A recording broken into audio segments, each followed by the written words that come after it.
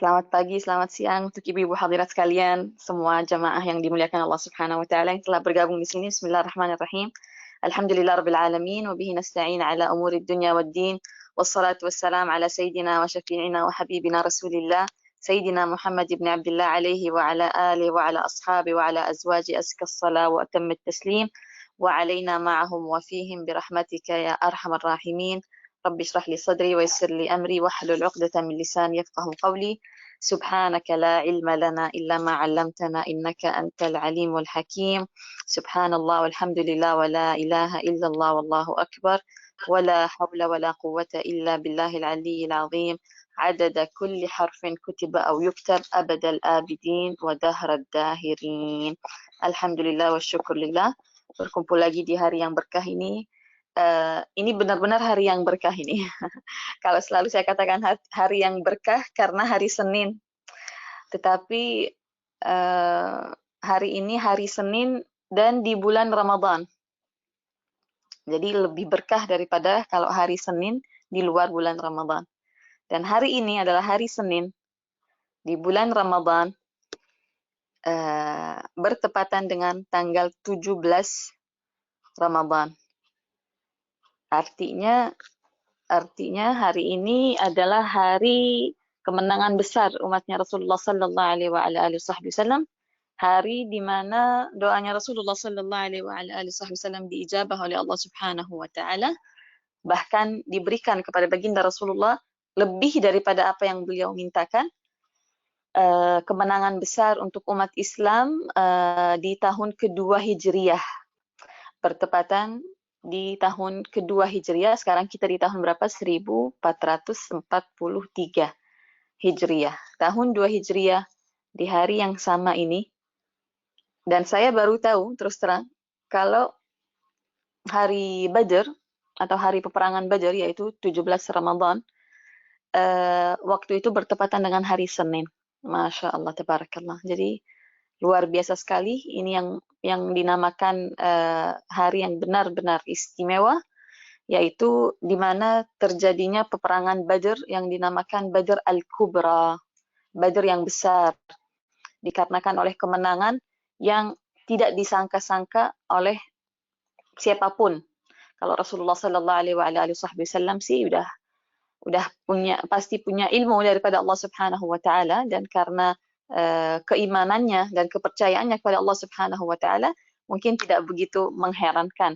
Tetapi bagi siapapun yang membaca dan mendengarkan kisah dan kejadian peperangan Badr Al-Kubra, pastinya tidak menyangka apa yang terjadi, dikarenakan oleh pada hari itu Rasulullah sallallahu alaihi wasallam dengan sahabatnya, dengan orang-orang yang beriman, yang mana jumlahnya antara 313, ada yang mengatakan 314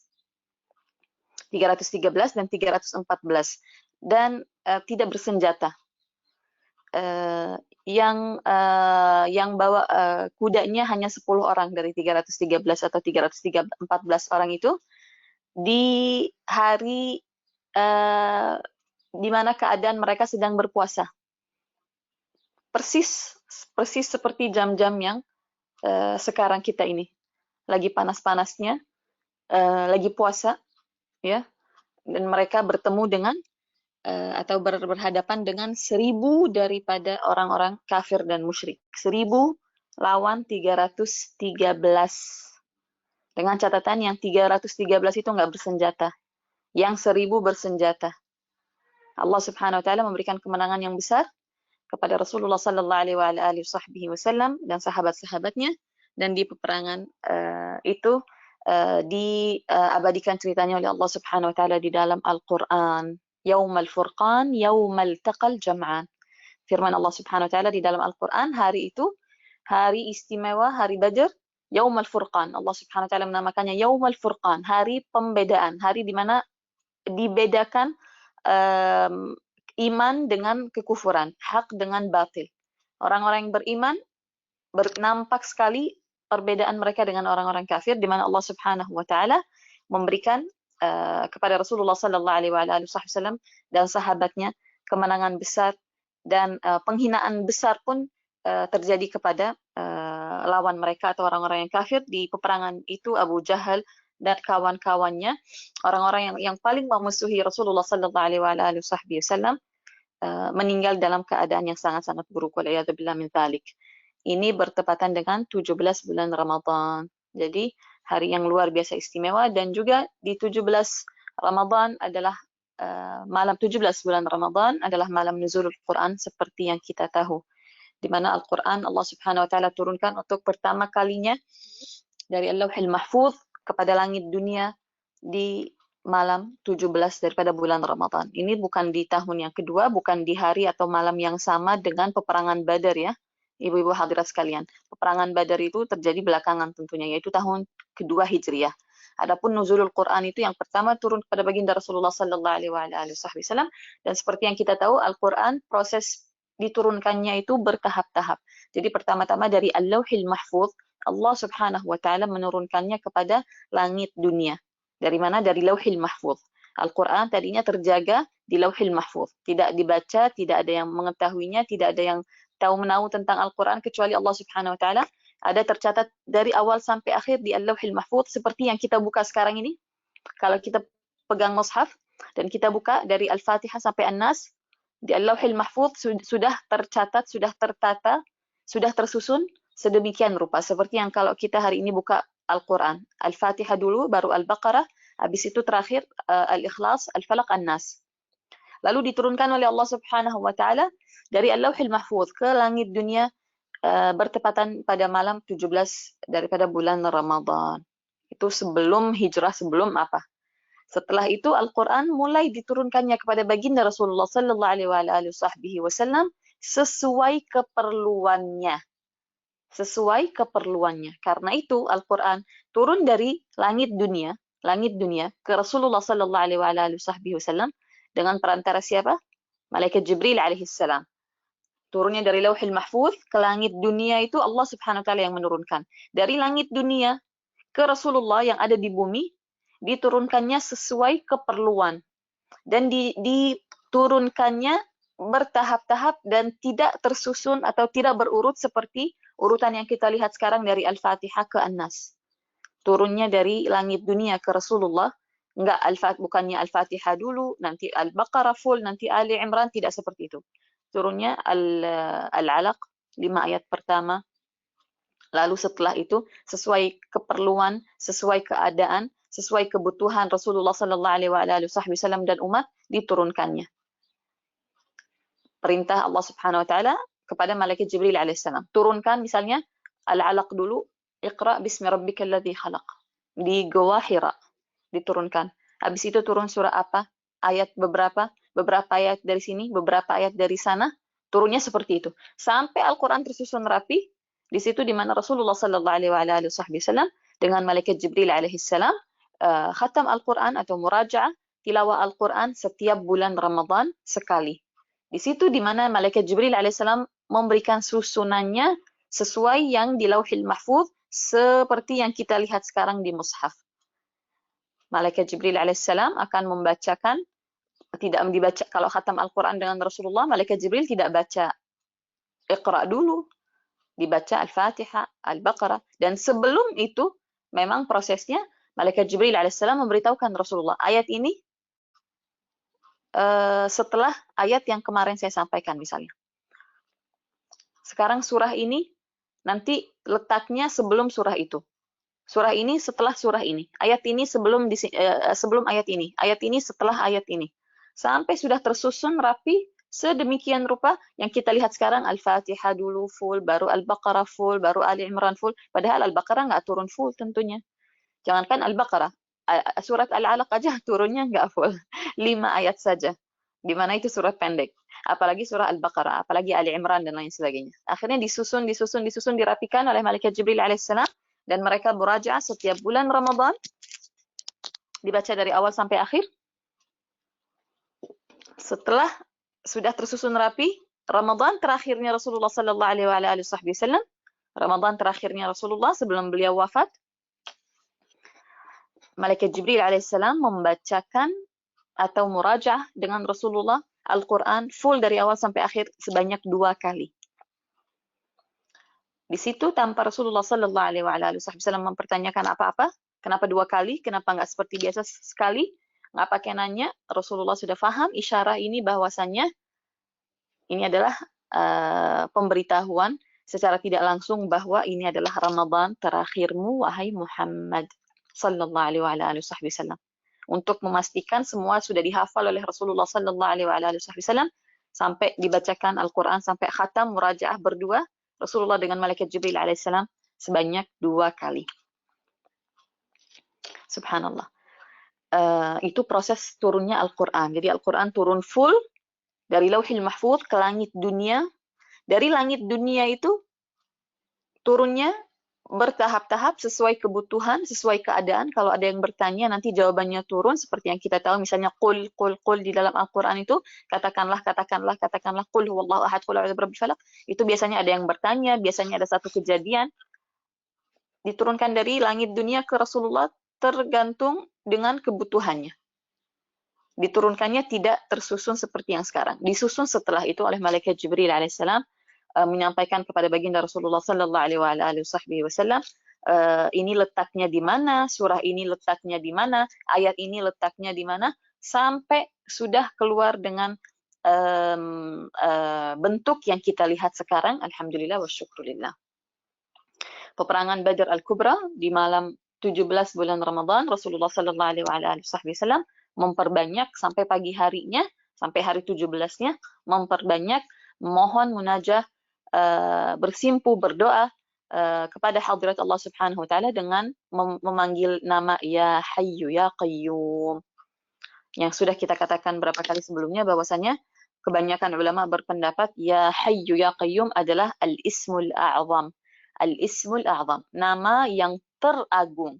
Apa maksudnya ini? Allah Subhanahu wa taala yang kita tahu mempunyai nama-nama yang mulia, yaitu sejumlah 99 nama yang kita bilang Al-Asma'ul Husna. Bukan begitu? Allah Subhanahu wa taala berfirman di dalam Al-Quran, Walillahil Asma'ul Husna fad'uuhu biha. Dan bagi Allah, dan ketahuilah, bagi Allah Subhanahu wa taala nama-nama yang husna itu yang terlalu bagus, terlalu indah, sangat-sangat bagus, sangat-sangat cantik. Walillahil asma'ul husna fad'uuhu biha. Bagi Allah Subhanahu wa taala nama-nama yang indah, maka panggillah, maka berdoalah dengan wasilah nama-nama Allah Subhanahu wa taala. Jadi bertawassul dengan al-asma'ul husna. Dan itu kita lihat sekali nampak di sunnahnya Nabi Muhammad sallallahu alaihi wasallam, di mana beliau seringkali misalnya mengatakan Ya Arhamar Rahimin, Ya Arhamar Rahimin, Ya Dzul Jalali wal Ikram, Ya Hayyu Ya Qayyum. Bukan begitu? Nah, salah satu daripada Al-Asma'ul Husna ini, salah satu daripada Al-Asma'ul Husna yang kita tahu 99 itu, ada satu namanya Al-Ismul A'zam. Al-Ismul A'zam, nama yang teragung. Jadi ada satu nama, dia lebih nilainya daripada yang 98. Nah, nama itu disembunyikan oleh Allah dan Rasulnya. Seperti Allah Subhanahu wa taala menyembunyikan misalnya Lailatul Qadar dan lain sebagainya. Nama yang satu itu disembunyikan. Terus mungkin ada yang bertanya, terus memang apa kelebihannya nama itu? Kelebihannya nama itu, sebagaimana Rasulullah sallallahu alaihi wasallam menyampaikan di dalam hadis, barang siapa yang berdoa memohon kepada Allah Subhanahu wa taala dengan wasilah, dengan bertawassul, dengan perantara Al-Ismul A'zam ini, maka doanya dikabulkan. Jadi tidak ada insyaallah taala tidak ada penolakan doa itu. Doa yang dipanggil, doa yang kita panjatkan dengan Al-Ismul A'zam akan diijabah oleh Allah Subhanahu wa taala segera. Tapi kita nggak tahu yang mana Al-Ismul A'zam. Rasulullah sallallahu alaihi wasallam memberikan kita seperti hint, seperti misalnya Lailatul Qadar di 10 malam terakhir, di malam yang ganjil dan sebagainya, satu saat di hari Jumat di mana doa dikabulkan, juga tidak dikasih tahu exactly jam berapa, saat apa. Tetapi Rasulullah memberikan kita bantuan. Nah, kalau setelah diperhatikan semua oleh para ulama, mereka mengumpulkan dari hadis ini, dari riwayat ini, dari ucapan Rasulullah, dari doa Rasulullah, dari Al-Quran dan lain sebagainya, pendapat terbesar daripada para ulama yaitu al-ismul a'zam adalah Allah. Sebagian ulama berpendapat al-ismul a'zam adalah Allah. Sesimpel itu. Ada sebagian besar yang berpendapat bahwasannya al-ismul a'zam adalah ya hayyu ya qayyum.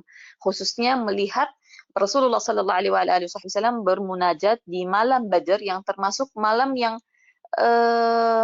bisa dibilang malam yang apa ya?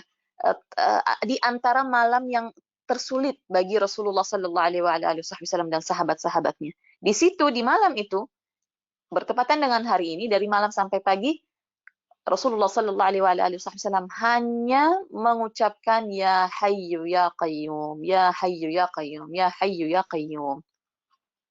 Lalu diberikan oleh Allah Subhanahu wa taala kemenangan yang besar sampai-sampai peperangan itu dinamakan Al-Kubra, Badr Al-Kubra, Badr yang besar. Artinya besar kejadiannya, besar keistimewaannya, besar imbalan pemberian daripada Allah Subhanahu wa taala untuk Rasulullah sallallahu alaihi wasallam dan pengikutnya pada hari mulia itu. Apa nama yang dipanggil oleh Allah oleh Rasulullah sallallahu alaihi wasallam sepanjang malam sampai pagi sampai beliau mendapatkan kemenangan ya Hayyu ya Qayyum. Karena itu insyaallah taala kita pun memperbanyak nama itu setiap hari, setiap waktu, khususnya bahwasannya Rasulullah sallallahu alaihi wasallam juga mengajarkan doa ini kepada Siti Fatimah Az-Zahra radhiyallahu anha wa ardaha alaihassalam, putri Rasulullah sallallahu alaihi wasallam. Dan kalau Rasulullah udah ngasih tahu Siti Fatimah sesuatu hal, itu udah pasti yang the best of the best. Rasulullah sallallahu alaihi wasallam mengajarkan Siti Fatimah, ya Fatimah, perbanyaklah engkau mengatakan ya Hayyu ya Qayyum, birahmatika astaghith wa min 'adzabika astajir, aslih li sya'ni kullah wa la takilni ila nafsi tarfata 'ain. Itu doanya dipakai oleh Siti Fatimah radhiyallahu anha wa ardaha sepanjang hayatnya, khususnya pada saat-saat yang sulit. Dan memang itu doa pembuka kesulitan. Ya Hayyu ya Qayyum, kalau ada yang bisa membantu menuliskannya di kolom chat yang sudah tahu doanya, tolong dikirimkan. Itu doa kesulitan. Doa yang kalau kita lagi ada permasalahan besar, yang kalau kita lagi ada cobaan, yang kalau kita ada ujian.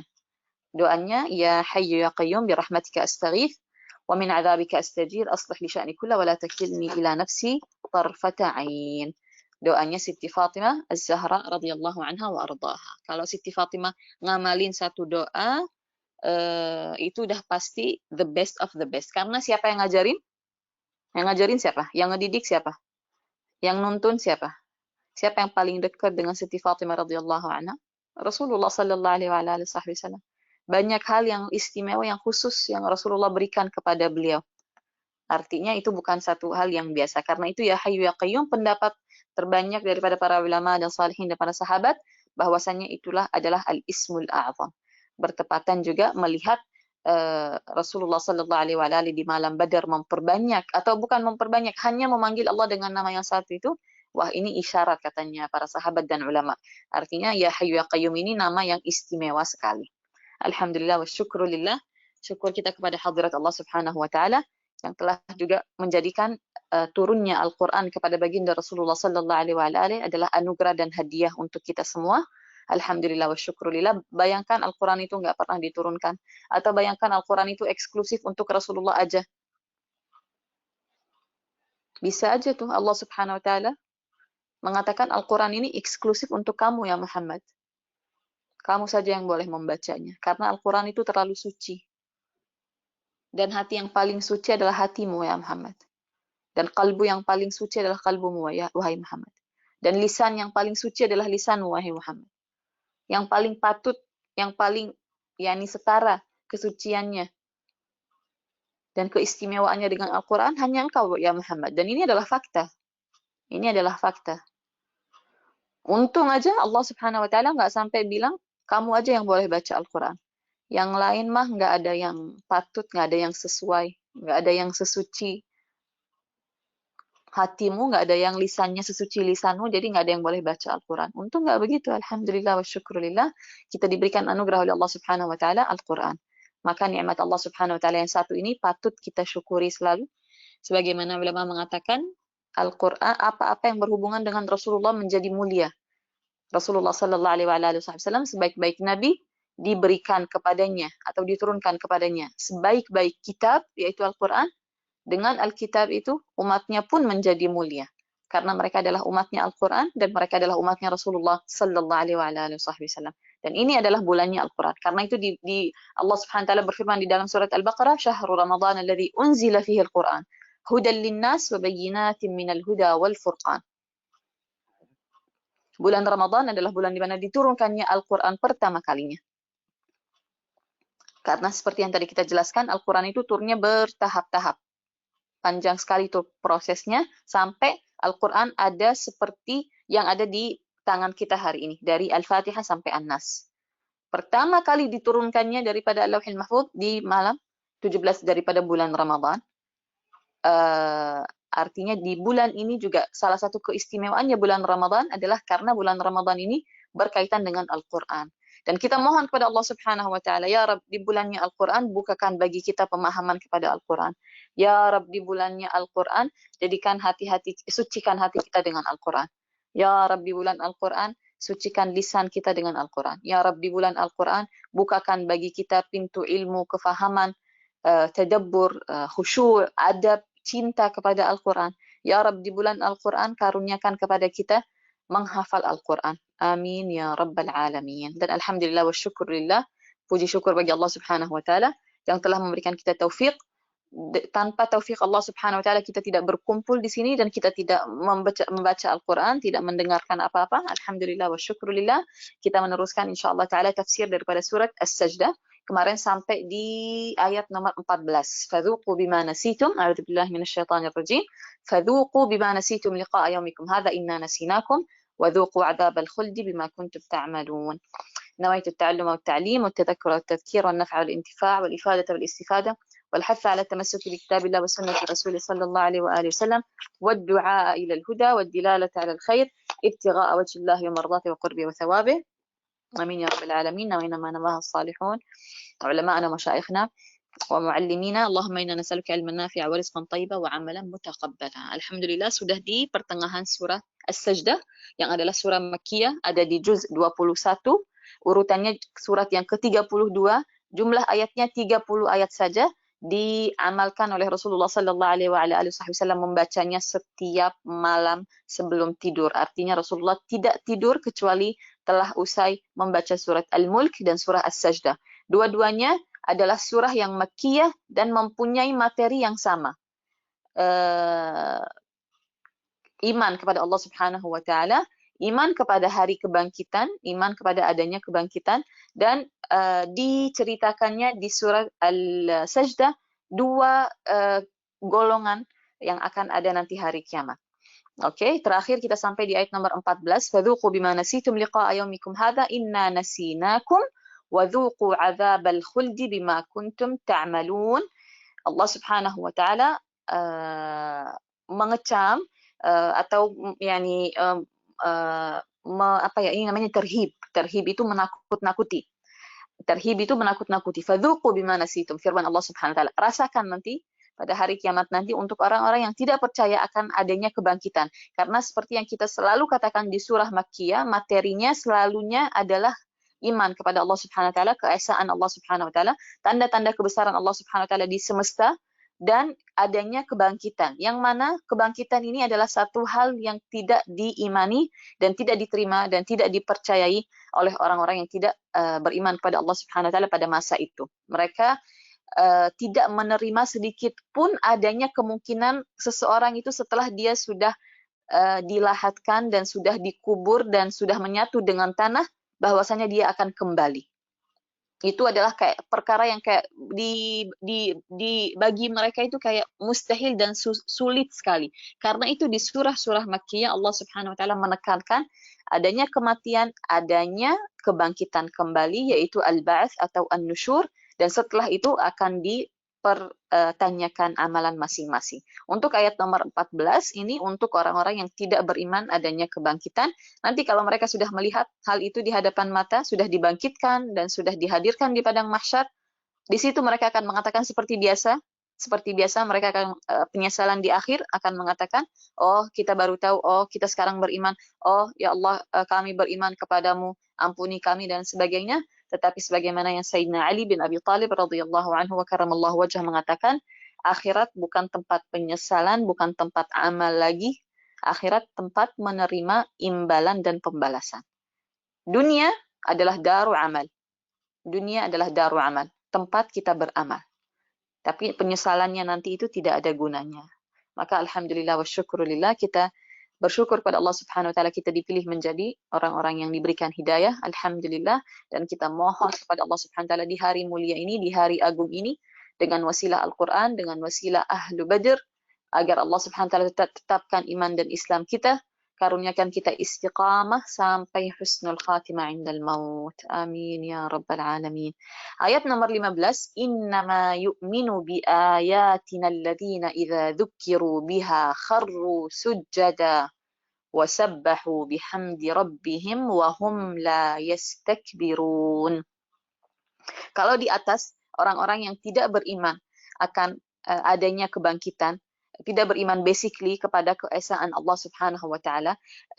Sebagian di antara mereka beriman adanya Allah, kayak oh oke, di sana, di luar sana ada pencipta, karena bumi ini obviously nggak mungkin dia menciptakan dirinya sendiri, tetapi ada juga Tuhan-Tuhan lain.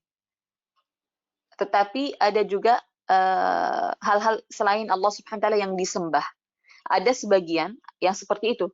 Ada yang tidak beriman adanya Tuhan sekalipun dan adanya kebangkitan, ada yang beriman adanya Tuhan di luar sana, karena dengan logika pasti ini semua dirancang dan diciptakan oleh Tuhan.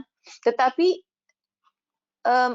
untuk mereka selain Tuhan itu ada Tuhan lain juga. Ada Tuhan lain juga. Tetapi yang namanya kebangkitan udah pasti mereka nggak percaya.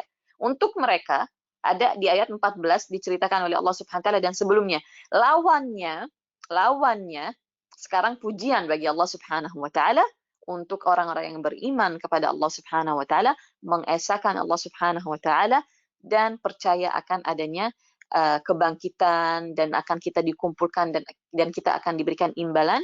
Innama yu'minu bi ayatina alladhina idza dzukiru biha kharru sujada wa sabbahu bihamdi rabbihim wa hum la yastakbirun. Sesungguhnya orang-orang yang beriman kepada ayat-ayat kami. Ayat, ibu-ibu masih ingat nggak? Dulu mungkin 2 tahun lalu kalau nggak salah di surat Al-Kahf mungkin, ayat. Ayat, kalau kalimat ayat ini ada di dalam Al-Quran. Tentunya kata ayat ini dari bahasa Arab. Di bahasa Melayu sama dengan di bahasa Arab. Ayat. Masih ingat ayat itu? Kalau ada di dalam Al-Quran, kata ayat artinya apa? Kalau nggak salah waktu itu minimal saya sampaikan tiga arti daripada kata ayat. Ada yang masih ingat? Insya Allah masih ingat. Ayat itu apa? Innama yu'minu bi ayatina. Sesungguhnya hanya beriman. Yang beriman kepada ayat-ayat kami. Apa maksudnya ayat di sini? Ada yang masih ingat? Yang puasa mana? Yang puasa? Mana suaranya? Rasulullah Sallallahu Alaihi Wasallam dan sahabatnya berperang pas lagi puasa. Berperang. Siang-siang, panas-panas pula. Rina mengatakan tanda kebesaran. Sebelumnya saudari kita Maya mengirimkan doanya. Terima kasih Maya, jazakillah khair. Itu doanya di screenshot atau di copy paste. Ya hayyu ya qayyum birahmatika astaghith. أصلح لي شأني كله ولا تكلني إلى نفسي طرفة عين أبدا. Oke, wa aslih nggak perlu pakai wa, aslih sebelumnya ada wa, itu nggak perlu. Lalu abada juga mau dipakai atau tidak bebas. Terima kasih Maya, jazakillah khair. Silahkan mau di screenshot ibu-ibu hadirat sekalian atau mau di copy paste. Ini adalah doa yang diberikan oleh Rasulullah Sallallahu Alaihi Wasallam secara khusus untuk Siti Fatimah Az-Zahra, dan insya Allah Taala dengan doa ini segala kesulitan dipermudah. Amin ya Rabbal Alamin. Saya wasiatkan kepada ibu-ibu semua memperbanyak doa ini, khususnya dalam keadaan susah. Tapi jangan lagi susah aja, berdoa sepanjang waktu, sepanjang hari. Baik, Rina mengatakan ayat adalah tanda kebesaran, betul sekali. Ibu Nena mengatakan mukjizat, betul sekali. Ratna mengatakan peringatan, ya, hampir sama dengan tanda kebesaran. Tanda kebesaran SF mungkin Sofia. Dan mukjizat ciptaan Allah Subhanahu wa taala. Betul sekali, jazakumullah khair. Ayat itu pertama adalah firman Allah Subhanahu wa taala, bisa berarti firman Allah. Jadi ayat-ayat yang ada di dalam Al-Qur'an. Ayat nomor 1, ayat nomor 2, ayat nomor 3. Yang kedua, makna yang kedua adalah tanda kebesaran Allah Subhanahu wa taala di semesta. Seperti langit. Langit ini adalah ayat. Langit ini adalah ayat. Dalam arti adalah satu tanda kebesaran Allah Subhanahu wa taala. Jangankan langit, kita aja adalah ayat, adalah tanda kebesaran Allah Subhanahu wa taala. Bukankah Allah Subhanahu wa taala berfirman di dalam Al-Qur'an, "Wa fi anfusikum afala tubsirun?" Dan diri kalian adalah tanda kebesaran Allah Subhanahu wa taala. Apakah kalian tidak memerhatikan? Katanya Allah Subhanahu wa taala. Yang ketiga adalah mukjizat, betul sekali. Yang ketiga adalah mukjizat, seperti Allah Subhanahu wa taala menceritakan dengan para nabi diberikan ayat. Katanya Allah Subhanahu wa taala, pergilah kalian wahai Musa dan Harun membawa ayat-ayat kami dan tunjukkan kepada Firaun. Maksudnya apa bawa ayat-ayat? Maksudnya menunjukkan mukjizat Allah Subhanahu wa taala kepada Firaun. Gafilil bab mama. Masya Allah, tabarakallah. Masih ingat? Masya Allah, tabarakallah. Luar biasa. Innama yu'minu bi ayatina alladhina idza dzukkiru biha kharru sujjadan wa sabbahu bihamdi rabbihim wa hum la yastakbirun. Masya Allah. Semua jawabannya benar. Terima kasih Ibu Suzan, Imas, Mbak Imas, Fitria, Ibu Khadijah, semua. Jazakumullah khair. Di sini adalah pujian. Lawan di atas. Lawannya yang di atas. Fadhuqu bima nasitum, di sini adalah pujian daripada Allah Subhanahu wa taala kepada orang-orang yang beriman kepada ayat-ayat Allah Subhanahu wa taala, beriman kepada tanda-tanda kebesaran Allah di semesta, beriman kepada firman Allah yang disampaikan oleh Rasulullah sallallahu alaihi wasallam, beriman kepada mukjizat yang disampaikan oleh Nabi Muhammad sallallahu alaihi wasallam. Siapa orang-orang yang beriman kepada ayat-ayat itu? Di sini cirinya, ada cirinya nih. Ada sifatnya yang sangat menonjol pada diri mereka. Dengarkan baik-baik. Siapa orang-orang yang dipuji oleh Allah Subhanahu wa taala? Orang-orang yang beriman. Orang-orang yang beriman dipuji oleh karena apa? Coba dengarkan. Dipuji oleh karena apa orang-orang yang beriman itu? Alladzina idza dzukkiru biha kharru sujjada. Orang-orang yang sewaktu mereka mendengarkan ayat-ayat Allah atau melihat ayat-ayat Allah Subhanahu wa taala, mereka langsung kharru. Kharru itu garis bawahi. Kharru itu segera, dengan sangat menunduk, tanpa nggak pakai mikir dulu. Kalau kharru dalam bahasa Arab itu memberikan indikasi atau memberikan makna segera, langsung, cepat sekali, laju, dan juga mempunyai arti menyungkir ya. Menyungkir, apa tuh menyungkir? Kepalanya menyungkir begitu. Kepalanya, iya ya. Jadi langsung mereka dengan segera, tanpa berpikir, tanpa ada sedikit pun keraguan, mereka langsung bersujud kepada Allah Subhanahu wa taala, kharru sujjada. Bukan hanya itu, wasabbahu bihamdi rabbihim, dan mereka bertasbih. Apa itu tasbih? Mensucikan Allah Subhanahu wa taala. Wahum la yastakbirun, dan mereka tidak ada sedikit pun kesombongan terhadap Allah Subhanahu wa taala, tidak ada sedikit pun kesombongan di diri mereka yang menahan mereka atau menahan mereka ya daripada mereka bersujud, daripada mereka mensucikan Allah Subhanahu wa taala, daripada mereka bertadzallul. Apa itu tadzallul? Merendahkan diri di hadapan Allah Subhanahu wa taala. Sedikit pun tidak ada rasa sombong di hadapan mereka, sehingga jika mereka mendengar ayat Allah Subhanahu wa taala, yaitu firman Allah, atau melihat ayat Allah yang adalah mukjizat yang dibawa oleh Nabi atau tanda kebesaran Allah Subhanahu wa taala, mereka segera menundukkan kepala mereka dan bersujud dan bertasbih, artinya mensucikan Allah Subhanahu wa taala. Wahum la yastakbirun, tanpa sedikit pun adanya kesombongan di dalam hati. Tayyib. Ini mengingatkan kita kepada apa nih ibu-ibu? Khususnya kata wala wahum la yastakbirun. Mengingatkan kita kepada apa dan kepada siapa coba? Innama yu'minu bi ayatina alladhina idza dzukiru biha kharru sujada wa sabbahu bihamdi rabbihim wa hum la yastakbirun. Katanya Indira kepada sujud syukur. Iya. Bukan itu maksud saya Indira, terima kasih. Tetapi siapa yang kita teringat dengan ceritanya, dengan kita membaca ayat ini, khususnya wahum la yastakbirun itu, wahum la yastakbirun. Siapa? Iblis. Iblis, bukan begitu? Sewaktu Allah Subhanahu wa taala menciptakan bapak kita, bapak manusia, Nabi Adam alaihi salam, dan diberikan oleh Allah Subhanahu wa taala akal dan diberikannya kemuliaan, dan Allah Subhanahu wa taala memerintahkan bangsa jin dan bangsa malaikat, semua makhluk itu diperintahkan untuk sujud di hadapan malaikat, di hadapan Nabi Adam alaihissalam, dan itu bukan sujud ibadah ya. Sujud malaikat dan jin untuk Nabi Adam alaihissalam bukan sujud ibadah.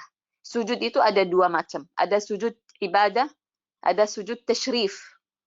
Ada sujud ibadah, yaitu sujud yang kita lakukan untuk Sang Pencipta. Ada sujud tashrif. Sujud tashrif itu artinya sujud demi menunjukkan penghormatan atau tanda penghormatan. Dan itu perintah daripada Allah Subhanahu wa taala. Allah memerintahkan para malaikat dan para bangsa jin dan syaitan termasuk di antara mereka untuk sujud di hadapan Nabi Adam untuk menunjukkan penghormatan. Bukan ibadah ya. Masa Allah memerintahkan mereka untuk menyembah Nabi Adam? Enggak, itu sujud tashrif namanya. Sujud memuliakan Nabi Adam alaihissalam. Semuanya bersujud, kecuali siapa? Kecuali iblis. Sebabnya apa?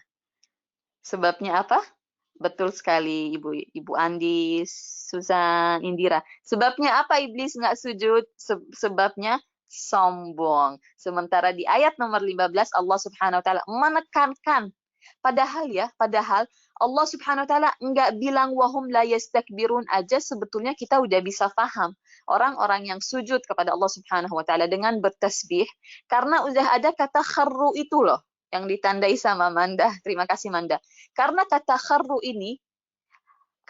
ini memberikan makna bahwasanya mereka ini sujud dengan segera. Sujud dengan ya Allah benar-benar yakni bersimpuh, benar-benar tazallul, benar-benar takluk kepada Allah Subhanahu wa taala, benar-benar merasa rendah, merasa dirinya bukan apa-apa. Jadi sebetulnya Allah Subhanahu wa taala tidak mengatakan wahum la yastakbirun. Kita pun udah bisa langsung tahu orang-orang ini yang di ayat 15 itu nggak sombong. Kenapa Allah Subhanahu wa taala menambahkan wahum la yastakbirun? Subhanallah, ini bukan yang kayak asal nambah, enggak ada yang namanya asal-asalan di dalam Al-Qur'an. Di sini Allah Subhanahu wa taala seakan-akan ingin membawa kita ke cerita yang lama sekali, yaitu ceritanya iblis dengan Nabi Adam alaihissalam, di mana dia menyombongkan dirinya karena katanya apa, khalaqtani min nar wa khalaqtahu min tin. Aku tidak patut bersujud memberikan penghormatan untuk dia karena aku lebih baik daripada dia. Katanya Allah, tahu dari mana kamu lebih baik? Lah aku yang menciptakanmu, aku yang menciptakan Adam. Aku memerintahkan kalian untuk bersujud kepada Adam. Tahu dari mana kalau kamu itu lebih mulia daripada dia? Aku yang menciptakan kalian, aku yang lebih tahu ya mana yang lebih mulia, mana yang patutnya diberikan sujud penghormatan. Terus iblis pakai punya alasan pula dan pakai jawab, khalaqtani min nar. Aku diciptakan daripada api, wa khalaqtahu min tin. Dan dia Adam engkau ciptakan daripada tin, daripada mud. Apa itu tin? Mud bahasa Melayunya. Tin apa itu? Air yang dicampur. Air yang dicampur dengan lumpur, dari lumpur. Lumpur. Jazakillah khair. Pakai sombong pula kata Allah Subhanahu wa taala. Pakai menyombongkan dirimu pula gitu. Oke. Lalu katanya Allah Subhanahu wa taala, fakhruj minha fa innaka rajim. Engkau terusir daripada surga dan terusir daripada rahmatku sampai akhir zaman. Di sini Allah memuji Lihat nih, katanya Allah Subhanahu wa taala, ada orang, Masya Allah, kalau dia melihat tanda kebesaran Allah, atau dia mendengarkan firman Allah, atau dia menyaksikan mukjizat, langsung nggak pakai pikir dua kali, nggak ada keraguan, nggak ada kesombongan sedikit pun, mereka langsung kharru sujada. Bukan begitu, di sujudnya pakai tasbih pula, mensucikan Allah Subhanahu wa taala daripada segala kekurangan. Masya Allah, tabarakallah. Orang-orang yang dipuji di sini adalah bukan orang-orang yang kayak pada zaman dulu atau di zaman dulu saja atau udah nggak ada sekarang. Enggak. Kita yang dituju dengan ayat nomor 15 ini. Seperti tadi yang disampaikan saudara kita Indira di chat, ayat ini adalah ayat sujud. Dan dikarenakan oleh ayat ini, surah As-Sajdah dinamakan As-Sajdah. Karena ayat 15 ini, surah As-Sajdah diberi nama As-Sajdah, artinya ada sujudnya. Oke, sekarang kita keluar sedikit daripada tafsir, dan kita masuk ke fikih. Setuju? Setuju, kita keluar dari tafsir sejenak dan kita masuk ke bab fikih sekarang. Karena saya tahu nanti juga pasti ada yang akan ditanyakan. Termasuk daripada yang frequently asked question, yang pertanyaan atau hal yang atau perkara yang paling banyak ditanyakan, khususnya karena kita memang sudah berhadapan dengannya, yaitu sujud tilawah atau sujud tilawah. Saya mau ibu-ibu konsentrasi di sini. Kalau perlu dicatat, karena serius ini termasuk perkara yang paling banyak dipertanyakan. Apalagi karena sekarang kita sudah berpapasan dengannya, sujud tilawah. Sujud tilawah, kita pergi sekarang ke ilmu fiqih. Gimana sih sujud tilawah itu, Ustazah? Tata caranya gimana sih? Ya, segala sesuatu itu ada aturannya. Ceplok telur atau rebus mie aja itu ada ilmunya. Apalagi sujud tilawah, ya enggak? Oke, sujud tilawah itu ada di Al-Qur'an, ada di beberapa ayat, terbagi di beberapa surah. Ada di antara lain misalnya surah Al-Hajj misalnya. Baik, sujud tilawah itu pertama-tama apa untuk siapa atau hukumnya apa? Mungkin kita mulai dengan hukumnya dulu deh, hukumnya. Hukumnya sujud tilawah itu apa? Hukumnya sunnah. Sujud tilawah hukumnya apa? Hukumnya sunnah. Menjadi wajib pada satu keadaan. Kalau boleh yang terbuka mic-nya mungkin bisa di-mute terlebih dulu supaya tidak ada echo. Terima kasih. Ibu Khadijah mengatakan mereka sujud patuh pada Allah dengan serta khusyuk. Betul sekali. Karena itu dipuji oleh Allah Subhanahu wa taala. Hukumnya sujud tilawah dulu. Hukumnya apa? Hukumnya sunnah. Tolong dicatat. Hukumnya sujud tilawah adalah sunnah. Sujud tilawah menjadi wajib pada satu keadaan, yaitu sujud tilawah menjadi wajib pada satu keadaan, yaitu kalau saya di dalam sholat dan saya adalah makmum. Saya adalah makmum, bukan imam. Saya adalah makmum dan imam saya sujud tilawah. Sekali lagi, sujud tilawah menjadi wajib pada satu keadaan, yaitu kalau saya ini adalah makmum. Saya sekarang lagi sholat misalnya dengan Ibu Khadijah. Ibu Khadijah adalah imam, saya makmumnya. Ibu Khadijah sedang menghafal surah As-Sajdah, Masya Allah, hafal surah As-Sajdah, dan sedang membacanya di dalam sholat. Sampai di ayat nomor 15, Ibu Khadijah sebetulnya punya pilihan untuk sujud tilawah atau tidak. Karena hukumnya sujud tilawah adalah apa basically? Adalah sunnah. Ibu Khadijah memilih untuk bersujud. Alhamdulillah, dipuji oleh Allah Subhanahu wa taala di ayat 15 ini termasuk pujian untuk orang yang sujud. Sewaktu mendengarkan ayat tilawah, ayat sujud tilawah. Sewaktu Ibu Khadijah yang adalah imam sujud, saya adalah makmumnya, saya wajib sujud. Tapi kalau imam saya tidak sujud, saya tidak boleh sujud. Oke? Juga sujud tilawah menjadi wajib pada satu keadaan lainnya, yaitu kalau saya nazarkan. Kalau saya nazarkan. Misalnya saya punya nazar. Ya Allah, misalnya saya sakit misalnya. Ya Allah, kalau saya sembuh, saya akan sujud tilawah. Waktu saya membaca surah As-Sajdah. Misalnya, ini misal aja. Di situ, sujud tilawah bagi saya menjadi wajib yang asalnya sunnah, kalau saya sembuh ya, kalau saya sembuh, karena ini adalah nazar. Ini satu jelas, khalas, hukumnya adalah sunnah. Sunnah bagi siapa? Bagi yang membaca dan yang mendengarkan. Oh ya, saya pikir bagi yang baca saja. Jadi yang mendengarkan pun mempunyai kesunahan dan anjuran untuk sujud. Betul sekali. Sunnah untuk yang membaca dan yang mendengarkan. Oke. Yang ketiga, tata caranya. Dan ini yang paling banyak ditanyakan, tata caranya. Sujud, ibu-ibu hadirat sekalian, kakak-kakak, adik-adik yang dimuliakan Allah Subhanahu wa taala, ulama memberikan istilah untuk sujud tilawah, yaitu katanya bintus salah. Bintus salah, katanya sujud itu adalah putrinya salat. Putrinya salat. Jadi sama seperti salat, persis sama seperti salat hukumnya. Dari segi apa? Dari segi nutup aurat untuk perempuan dan laki, nutup aurat. Imam sujud, makmum ikut. Iya, Ibu Nuraini, wajib. Tidak ada pilihan bagi saya. Kalau saya adalah makmum, saya wajib mengikuti imam. Kalau saya adalah imam, saya punya pilihan mau sujud atau tidak sujud. Baik, untuk tata cara sujud tilawah, pertama-tama adalah menutup aurat. Ini kalau di luar sholat ya, kalau di luar sholat. Oke, tolong diperhatikan, sujud tilawah itu mungkin terjadi di dalam sholat, mungkin juga terjadi di luar sholat. Katakanlah di luar sholat ini, di luar sholat. Kalau saya di luar sholat sedang membaca, misalnya sebelum tidur, saya sudah sholat, sudah selesai semua, saya duduk membaca surat Al-Mulk dan surat As-Sajdah, karena ini adalah sunnahnya Rasulullah Sallallahu Alaihi Wasallam.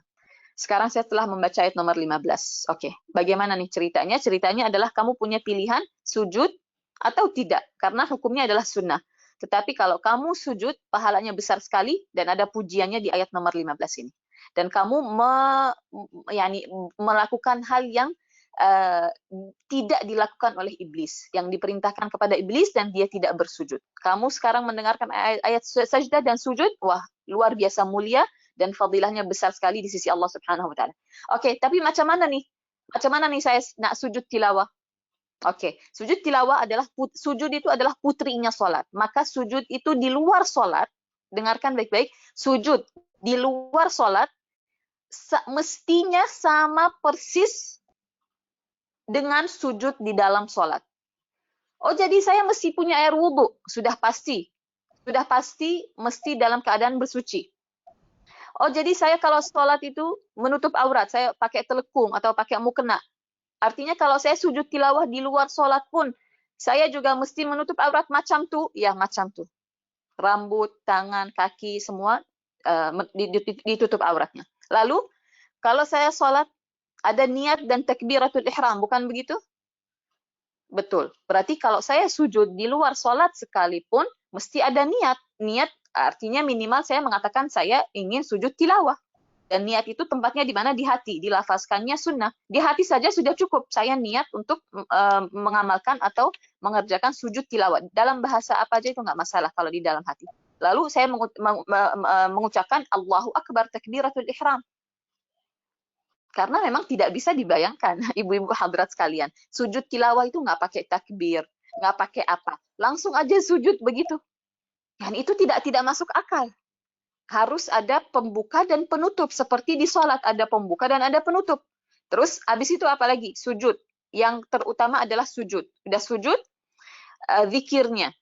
Zikirnya bebas. Mau berzikir boleh, tidak berzikir, tidak mengucapkan apapun, tetap sah. Kenapa? Karena yang dimaksud di sini adalah sujudnya, bukan zikirnya. Namanya juga sujud tilawah. Namanya apa? Sujud tilawah. Jadi yang utama di sini adalah sujudnya itu. Zikirnya adalah satu tambahan, satu nilai lebih, satu poin lebih, hukumnya sunnah. Zikirnya apa? Zikirnya sajada wajhiya lilladzi khalaqahu wa sawwarahu. Yang punya zikir sujud tilawah tolong di share di chat juga. Sajada wajhiya lilladzi khalaqahu wa sawwarahu wa syaqqa sam'ahu wa basara bihawli wa quwwati fatabarakallahu ahsanul khaliqin. Insyaallah nanti dikirim di chat. Oh saya nggak bisa itu, oh saya nggak hafal, oh saya nggak pernah tahu, oh saya nggak fasih bahasa Arabnya. Oke, nggak apa-apa. Subhana rabbiyal a'la wa bihamdih. Anggap aja lagi sujud di dalam sholat. Zikirnya apa kalau sujud di dalam sholat? Subhana rabbiyal a'la wa bihamdih. Berapa kali? Sekali cukup. Oh saya waktu itu pernah sujud tilawah tapi karena saya nggak tahu zikirnya jadi saya nggak bilang apa-apa. Sah nggak itu? Sah. Karena sekali lagi yang utama, yang penting di sini adalah sujudnya, bukan zikirnya. Sujudnya bukan zikirnya. Jadi Ustazah, kalau saya sujud, saya nggak bilang apa-apa, saya nggak baca apa-apa, sujud. Setelah itu saya duduk kembali, itu sah. Sah. Karena yang utama di sini sujudnya, bukan zikirnya. Zikirnya adalah pahala lebih dan poin lebih. Alhamdulillah kalau bisa dihafal. Nggak bisa dihafal, subhana rabbiyal a'la wa bihamdih cukup. Berapa kali? Bebas. Sekali, 2 kali, 7 kali, bebas. Di sini firman Allah Subhanahu wa taala, kharru sujjada wa sabbahu bihamdi rabbihim. Kharru sujjada, mereka segera bersujud dan mereka bertasbih bihamdi rabbihim. Artinya mengucapkan subhana rabbi wa bihamdi atau subhanallahi wa bihamdi. Tapi sujud adalah yang utama, bukan zikir. Jadi kalau zikirnya belum hafal, it's okay, sah-sah saja. Sujudnya berapa kali? 1 kali. Sujud sahwi itu 2 kali. Sujud tilawah 1 kali saja. Terus kalau sudah sujud, duduk dan ucapkan salam. Assalamualaikum warahmatullah, assalamualaikum warahmatullah. Oh ya, selama ini saya sujud tilawah, saya tidak pernah salam. Oke, macam mana itu? Logically, apa-apa yang adalah ibadah, ada pembuka, ada penutup. Dan tadi kita katakan, ulama mengatakan sujud itu, sujud tilawah atau sujud di luar sholat adalah putrinya sholat. Artinya, macam sama persis. Ada takbiratul ihram, ada niat, lalu kalau sudah selesai ada salam. Dengan itu sudah rapi menjalankan sujud tilawah dengan tata caranya yang sesuai dengan amalan yang satu ini. Oke? Hukumnya sekali lagi adalah sunnah. Setelah itu ada pertanyaan juga yang paling banyak ditanyakan adalah sujud tilawah ini kalau misalkan di sini ayat nomor 15. Ustazah, kalau saya membaca ayat nomor 15, tapi saya sujudnya setelah saya selesai dari pembacaan surah As-Sajdah. Jadi sudah baca ayat 15, ini kan sujud tilawah di sini. Tapi sujudnya itu akan saya amalkan setelah saya selesai membaca surah. Boleh? Tidak boleh. Bukannya tidak boleh, tapi waktunya sudah habis. Waktunya sudah berlalu. Tadi firman Allah Subhanahu wa taala apa? Di ayat nomor 15, kharru. Apa arti kata kharru? Segera. Sewaktu malaikat diperintahkan oleh Allah Subhanahu wa taala untuk bersujud, sujud penghormatan di hadapan Nabi Adam alaihissalam. Mereka sujudnya 1 jam kemudian, 2 jam kemudian, 5 menit kemudian, atau langsung? Langsung. Jadi kalau mau sujud tilawah, waktunya adalah segera. Tapi kalau, saya nanti kalau sudah selesai as-sajdah, nanti saya sujud. Itu sudah habis waktunya. Artinya waktunya sudah time out. Sudah time out. Juga sekali lagi saya tekankan di sini, menutup aurat dan dalam keadaan bersuci. Artinya exactly seperti kita nak sholat, macam tuh. Sujud tilawah seperti kita nak sholat. Oke, dan disegerakan. Dan ini sunnah untuk yang membaca dan yang mendengarkan. Lepas itu ada lagi, Masya Allah, Tabarakallah, yang sedang menghafal surah As-Sajdah. Mereka berulang-ulang kali, mereka mengulang-ulang berkali-kali ayat nomor 15 untuk menghafalnya. Terus macam mana sujudnya? Untuk saya hafal ayat ini, saya kena ulang 10 kali misalnya. saya ingin mengamalkan sunnah. Apakah saya amalkan sujud tilawah setiap kali? Tidak. Jawabannya adalah cukup sekali saja. Untuk yang sedang menghafal atau murajaah dan mengulang-ulang ayat 15 atau ayat sujud tilawah lain di dalam Al-Quran, cukup sujud tilawahnya diamalkan 1 kali saja di awal, itu sudah cukup. Lepas itu diulang-ulang ayatnya untuk murajaah, untuk menghafal, tidak perlu atau tidak ada kesunahan atau tidak ada beban untuk mengulang-ulang sujudnya pun tidak perlu diulang. Saya rasa ini adalah pertanyaan yang paling banyak ditanyakan berkaitan dengan sujud tilawah. Perlu kiblat? Tentu perlu kiblat, Ibu Khadijah. Terima kasih, jazakillah khair mengingatkan saya. Sujud tilawah pasti wajib menghadap kiblat. Exactly seperti kalau kita di dalam sholat. Persis kalau kita di dalam sholat. Yang terakhir adalah sujud tilawah di dalam sholat lebih simpel dari itu. Kenapa lebih simpel daripada sujud tilawah di luar sholat? Karena automatically kita memang sudah wudhu, sudah bersuci, sudah menghadap kiblat, ya kan? Sudah menutup aurat untuk kita perempuan. Takbir, niat, dan salam memang sudah included karena memang kita di dalam sholat. Jadi yang di luar sholat ini mohon untuk perhatikan. Boleh juga tasbih, boleh tasbih. Sujudnya 2 kali, tidak, sujudnya sekali saja. Niat sujud sajdah boleh. Imam sujud, makmum ikut, ya. Lalu saya tengok orang Arab di masjid bersujud semasa duduk dengan takbir dan salam. Bolehkah? Boleh sekali. Terima kasih Ibu Nuraini untuk tambahannya.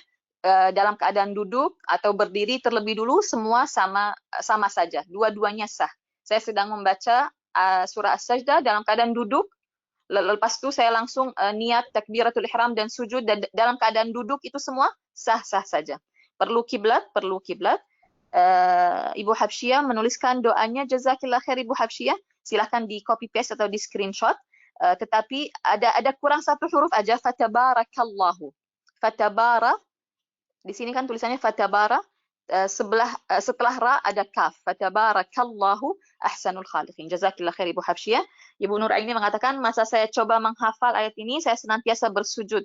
Dan alat-alat juga bertasbih. Bolehkah lepas sekali sujud semasa menghafal baca? Iya, sekali sujud memang sudah cukup. Untuk yang mengulang-ulang, untuk yang menghafal, sekali saja sudah cukup, sudah tercatat mengamalkan sunnah Rasulullah sallallahu alaihi wasallam, tidak ada beban atau keperluan untuk mengulang sujud itu lagi. Subhanallah, alhamdulillah, wa la ilaha illallah, wallahu akbar. Terima kasih Ibu Suzan menambahkan huruf kaf. Silakan untuk di screenshot atau di copy paste. Jazakumullah khair untuk Ibu Habsyah dan Ibu Suzan. Boleh Ustazah, boleh subhanallah, alhamdulillah, wa la ilaha illallah, wallahu akbar kalau di dalam sujud. Oke. Ini yang terakhir berkenaan dengan sujud tilawah. Terima kasih Ibu Khadijah juga. Banyak yang bertanya begini, Ustazah, saya nggak sujud tilawah, saya ganti dengan tasbih. Pernah dengar istilah itu? Pernah sekali. Saya pun, ya semua kita, ya ada satu di masyarakat memang sudah menjadi satu hal yang umum, yaitu sujud tilawah saya ganti dengan tasbih, subhanallah, alhamdulillah, wa la ilaha illallah, wallahu akbar. Ada yang mengatakan 4 kali misalnya. Oke, ini apa ceritanya? Ceritanya begini. Jadi yang namanya sujud tilawah, dan mohon didengarkan dan difahami ibu-ibu hadirat sekalian yang dimuliakan Allah Subhanahu wa taala, sujud tilawah itu tidak ada penggantinya. Sujud tilawah tidak ada penggantinya. Dalam arti tidak ada satu hal yang menggantikannya dan bisa dibilang fadilahnya atau pahalanya sama dan setara dengan sujud. Maksud Ibu Khadijah di dalam sujud boleh, sekali, 4 kali boleh. Yang saya maksud ini, orang-orang yang mengatakan, saya nggak sujud tilawah, tapi saya ganti dengan subhanallah, alhamdulillah, wa la ilaha illallah, wallahu akbar. Jadi gini, sujud tilawah itu tidak ada yang menggantikannya dan tidak ada yang menyamakannya. Tidak ada yang setara dengannya. Rasulullah sallallahu alaihi wasallam menceritakan bahwasannya orang-orang yang beriman yang mendengarkan ayat sujud tilawah dan mereka langsung segera bersujud, mereka menjadikan iblis menyesal sekali dan mengatakan, alangkah beruntungnya engkau, wahai orang yang beriman, engkau mendengarkan sujud tilawah atau engkau diperintahkan sujud dan engkau langsung segera bersujud, sementara aku dahulu diperintahkan untuk bersujud kepada Adam dan aku enggan dan sombong dan tidak bersujud. Jadi syaitan aja itu kesal dan menyesal sekali kalau kita sujud tilawah. Karena itu, yang namanya sujud tilawah itu tidak ada yang menggantikannya. Artinya tidak ada amalan yang setara dengan sujud tilawah. Oh, saya mau menggantikan dengan ini, dengan itu, tidak ada. Dari mana munculnya di masyarakat ini, di kita ini, ucapan yang mengatakan kalau nggak sujud tilawah diganti dengan tasbih. Jadi gini, pengganti tidak ada pengganti, tetapi ulama menganjurkan untuk yang tidak bisa sujud tilawah. Nggak bisa sujud tilawah, mungkin lagi haid, mungkin lagi mendengarkan Al-Quran, mendengarkan surah As-Sajdah, tapi lagi di kereta, lagi di kendaraan, tidak wudhu dan lain sebagainya, tidak ada air, daripada tidak ada apa-apa yang diucapkan, tidak ada apa-apa yang diamalkan, ucapkanlah subhanallah, walhamdulillah, wa la ilaha illallah, wallahu akbar, karena di situ ada lafaz tasbih, karena ucapan itu adalah sesuai sabda Rasulullah sallallahu alaihi wasallam, adalah 4 kalimat yang paling dicintai oleh Allah Subhanahu wa taala, karena di situ ada pujian kepada Allah Subhanahu wa taala. Ulama senang aja kalau ada satu kebaikan, ada satu amal baik, ada satu fadilah, ada satu ibadah yang kita nggak bisa amalkan. Ulama senang kalau kita mengisi waktu itu dengan satu kebaikan. Tapi sekali lagi ini bukan pengganti. Artinya apapun yang kita ucapkan, tidak ada yang setara dengan kalau kita sujud. Masya Allah, tabarakallah. Tetapi daripada nggak ada sama sekali, ya ulama menganjurkannya sudah minimal berzikir. Zikirnya apa? Zikirnya yang sesuai dengan sujud tilawah, yaitu tasbih. Tetapi apakah ini menggantikan? Jadi pahalanya setara. Saya bertasbih 4 kali dengan saya sujud? Of course no. Of course no. Sujud itu berbeda sekali. Oke, pertanyaan terakhir, Ibu Rinda. Sebelum kita balik ke tafsir, jika sujud tilawah dalam solat, apakah tetap pakai salam atau nanti saja salamnya setelah tahiyat? Setelah tahiyat. Jadi niat, takbiratul ihram, salam itu sudah termasuk di dalam solat. Kalau kita sujud tilawahnya di dalam solat, sudah termasuk, tenang aja, tinggal sujud, lalu kembali berdiri dan meneruskan solatnya. Nanti salamnya di tahiyat, setelah tahiyat akhir seperti biasa kalau kita akan menutup solat. Jadi sujud tilawah di dalam sholat itu mudah sekali. Satu hal yang nggak perlu banyak penjelasan. Penjelasan saya tadi itu untuk yang di luar sholat. Yang banyak orang yang tidak tahu kalau dia wajib dalam keadaan suci atau tahara atau wudu, menutup aurat, menghadap kiblat, ada niat, ada takbiratul ihram, dan ada salam di akhir. Zikirnya itu sendiri adalah satu bonus dan sunnah. Bisa zikir alhamdulillah, hafal alhamdulillah, mau baca subhana rabbiyal a'la saja alhamdulillah, subhanallah alhamdulillah, wa la ilaha illallah wallahu akbar, itu pun semua satu kebaikan dan sah-sah saja insyaallah ta'ala. Oke, innama yu'minu bi ayatina alladhina idza dzukiru biha kharru sujada wa sabbahu bihamdi rabbihim wa hum la yastakbirun. Yastakbirun ini kayak apa ya? Allah Subhanahu wa taala ingin mengingatkan kita kepada cerita satu makhluk yang yastakbir, yang sombong dan enggan bersujud. Maka kita insyaallah ta'ala tidak sama dengan iblis. تتجافى جنوبهم عن المضاجع يدعون ربهم خوفا وطمعا ومما رزقناهم ينفقون. Masya Allah, tabarakallah. Tadi dari ayat 12 itu Allah Subhanahu wa ta'ala menceritakan orang-orang yang ahli kufur atau orang-orang yang tidak beriman kepada Allah Subhanahu wa ta'ala dan kepada kebangkitan, dari ayat 12 ya kan. Lalu sekarang ayat 14 ke bawah Allah Subhanahu wa ta'ala memuji hamba-hambanya yang beriman kepadanya, hamba-hambanya yang beriman kepada keesaan Allah Subhanahu wa ta'ala, yang memerhatikan tanda-tanda kebesaran Allah Subhanahu wa ta'ala, yang sujud dan tidak pernah menyombongkan dirinya di hadapan Sang Pencipta.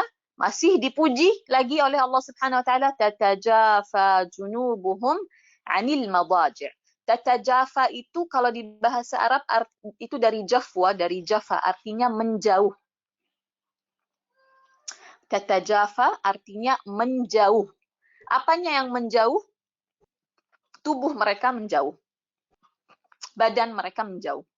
Junubuhum, asalnya kata junubuhum itu artinya sisi kanan, sisi kiri daripada badan kita, daripada perut, sisi kanan, sisi kiri. Biasanya kalau kita berbaring tidur, berbaring ke sisi kanan misalnya atau ke sisi kiri, itu namanya jan atau junub. Nah, Allah Subhanahu wa ta'ala di sini memuji orang-orang yang beriman, orang-orang yang ahli sujud. Kalau melihat tanda-tanda kebesaran Allah Subhanahu wa ta'ala, enggak hanya itu, juga termasuk daripada amalan mereka adalah tatajafa junubuhum 'anil madaji'.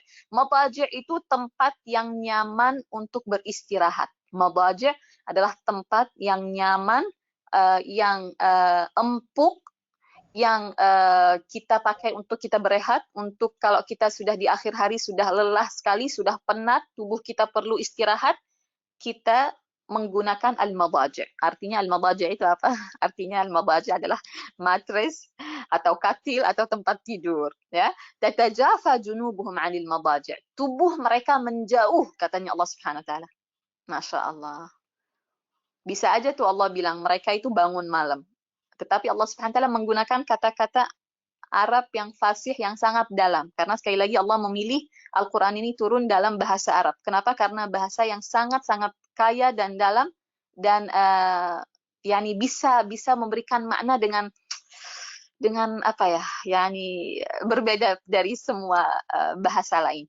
Tatajafa junubuhum 'anil madaji'. Artinya tubuh mereka menjauh daripada tempat yang asalnya adalah tempat mereka berehat, tempat mereka melepaskan kepenatan, tempat mereka membaringkan badan mereka setelah seharian sudah lelah.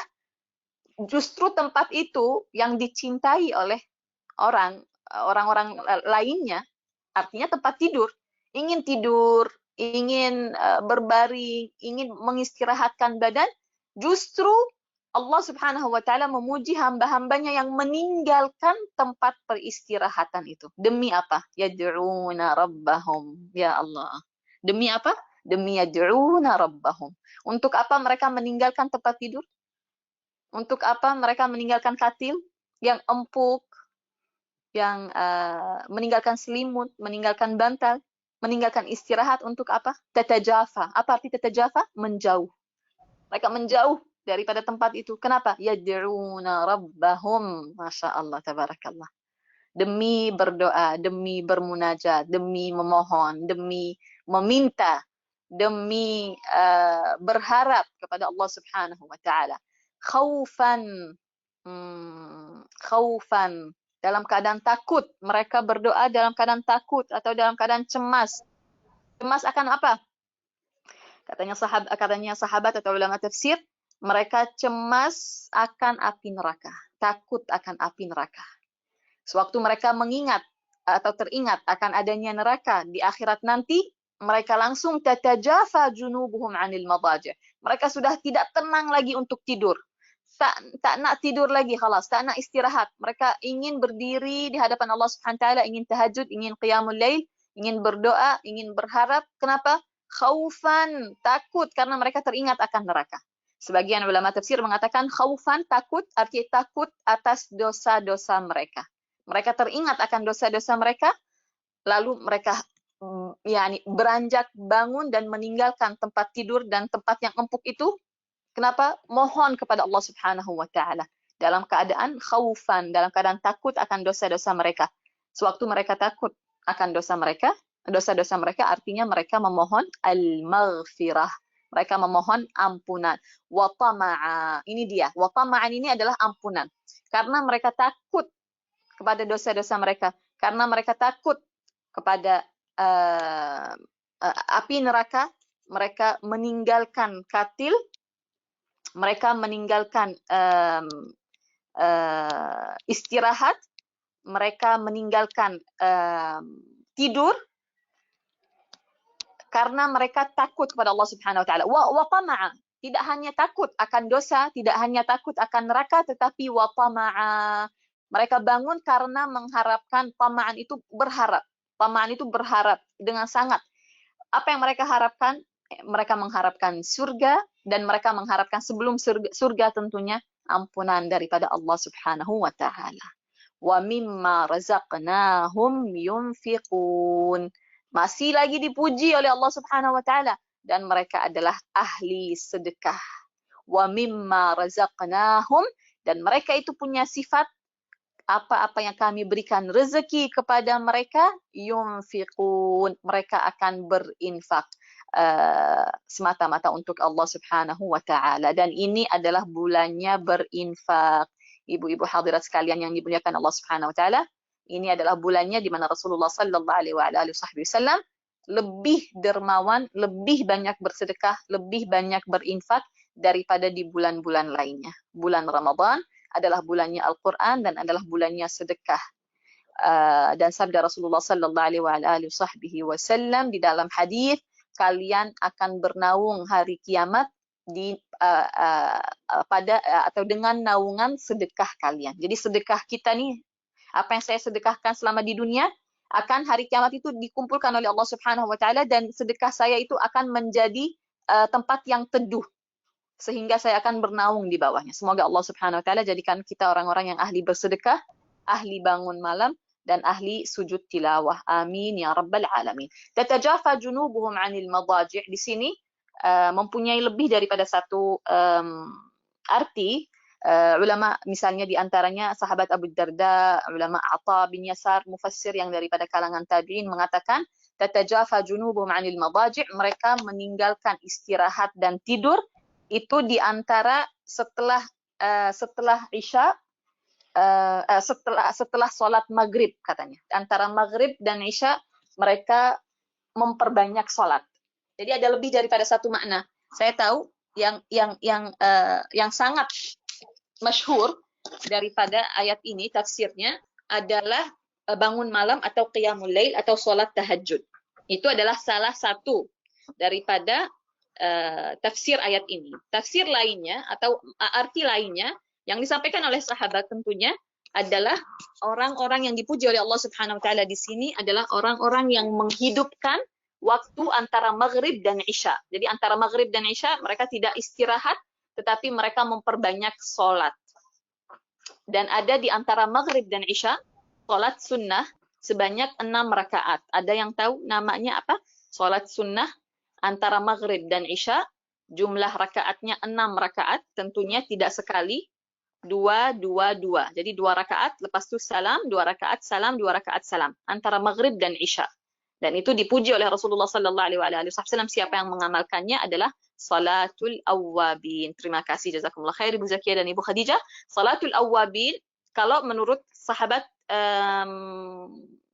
salah satu sahabat dan ulama tafsir, saya lupa sekarang namanya siapa, bahwasanya salat yang dipuji oleh Allah Subhanahu wa taala di ayat ini, orang-orang yang dipuji oleh Allah Subhanahu wa taala di ayat nomor 16 ini adalah orang-orang yang meninggalkan beristirahat demi salat dan doa dan munajat, adalah yang mengisi waktu antara maghrib dan isya.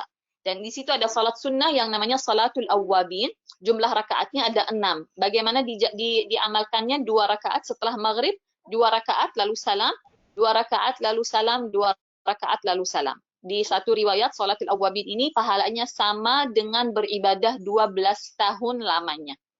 Oke, ini adalah salatul awwabin. Di tafsir Imam Sayyidina Abu Darda, sahabat Rasulullah Abu Darda, dan Imam Atha, mufassir yang sangat-sangat terkenal daripada kalangan tabi'in, dan Abu Darda sahabat Rasulullah sallallahu alaihi wasallam menafsirkan ayat ini, tatajafa junubuhum 'anil madaji', mereka mengatakan mereka adalah orang-orang yang sholat subuh dan sholat isya berjamaah. Yang sholat subuh, yang sholat isya berjamaah dan sholat subuh berjamaah adalah mereka orang yang dipuji oleh Allah Subhanahu wa taala di ayat ini. Adapun makna yang paling tersohor dan paling masyhur daripada kalangan mufassirin atau di antara kalangan mufassirin atau ahli tafsir, bahwasannya yang dimaksud di sini di ayat nomor 16, tatajafa junubum 'anil madaji' adalah orang-orang yang meninggalkan tempat tidur dan meninggalkan istirahat untuk menjalankan sholat tahajud atau qiyamul lail. Jadi minimal di sini kita sudah punya 3 tafsir daripada ayat ini, ya. Dan Al-Quran itu subhanallah seperti laut, seperti lautan. Bisa satu ayat itu bisa mempunyai lebih dari satu tafsir. Satu kata, satu kalimat bisa mempunyai lebih daripada satu makna. Oke. Salatul awwabin. Padahal ini sunnah, ya.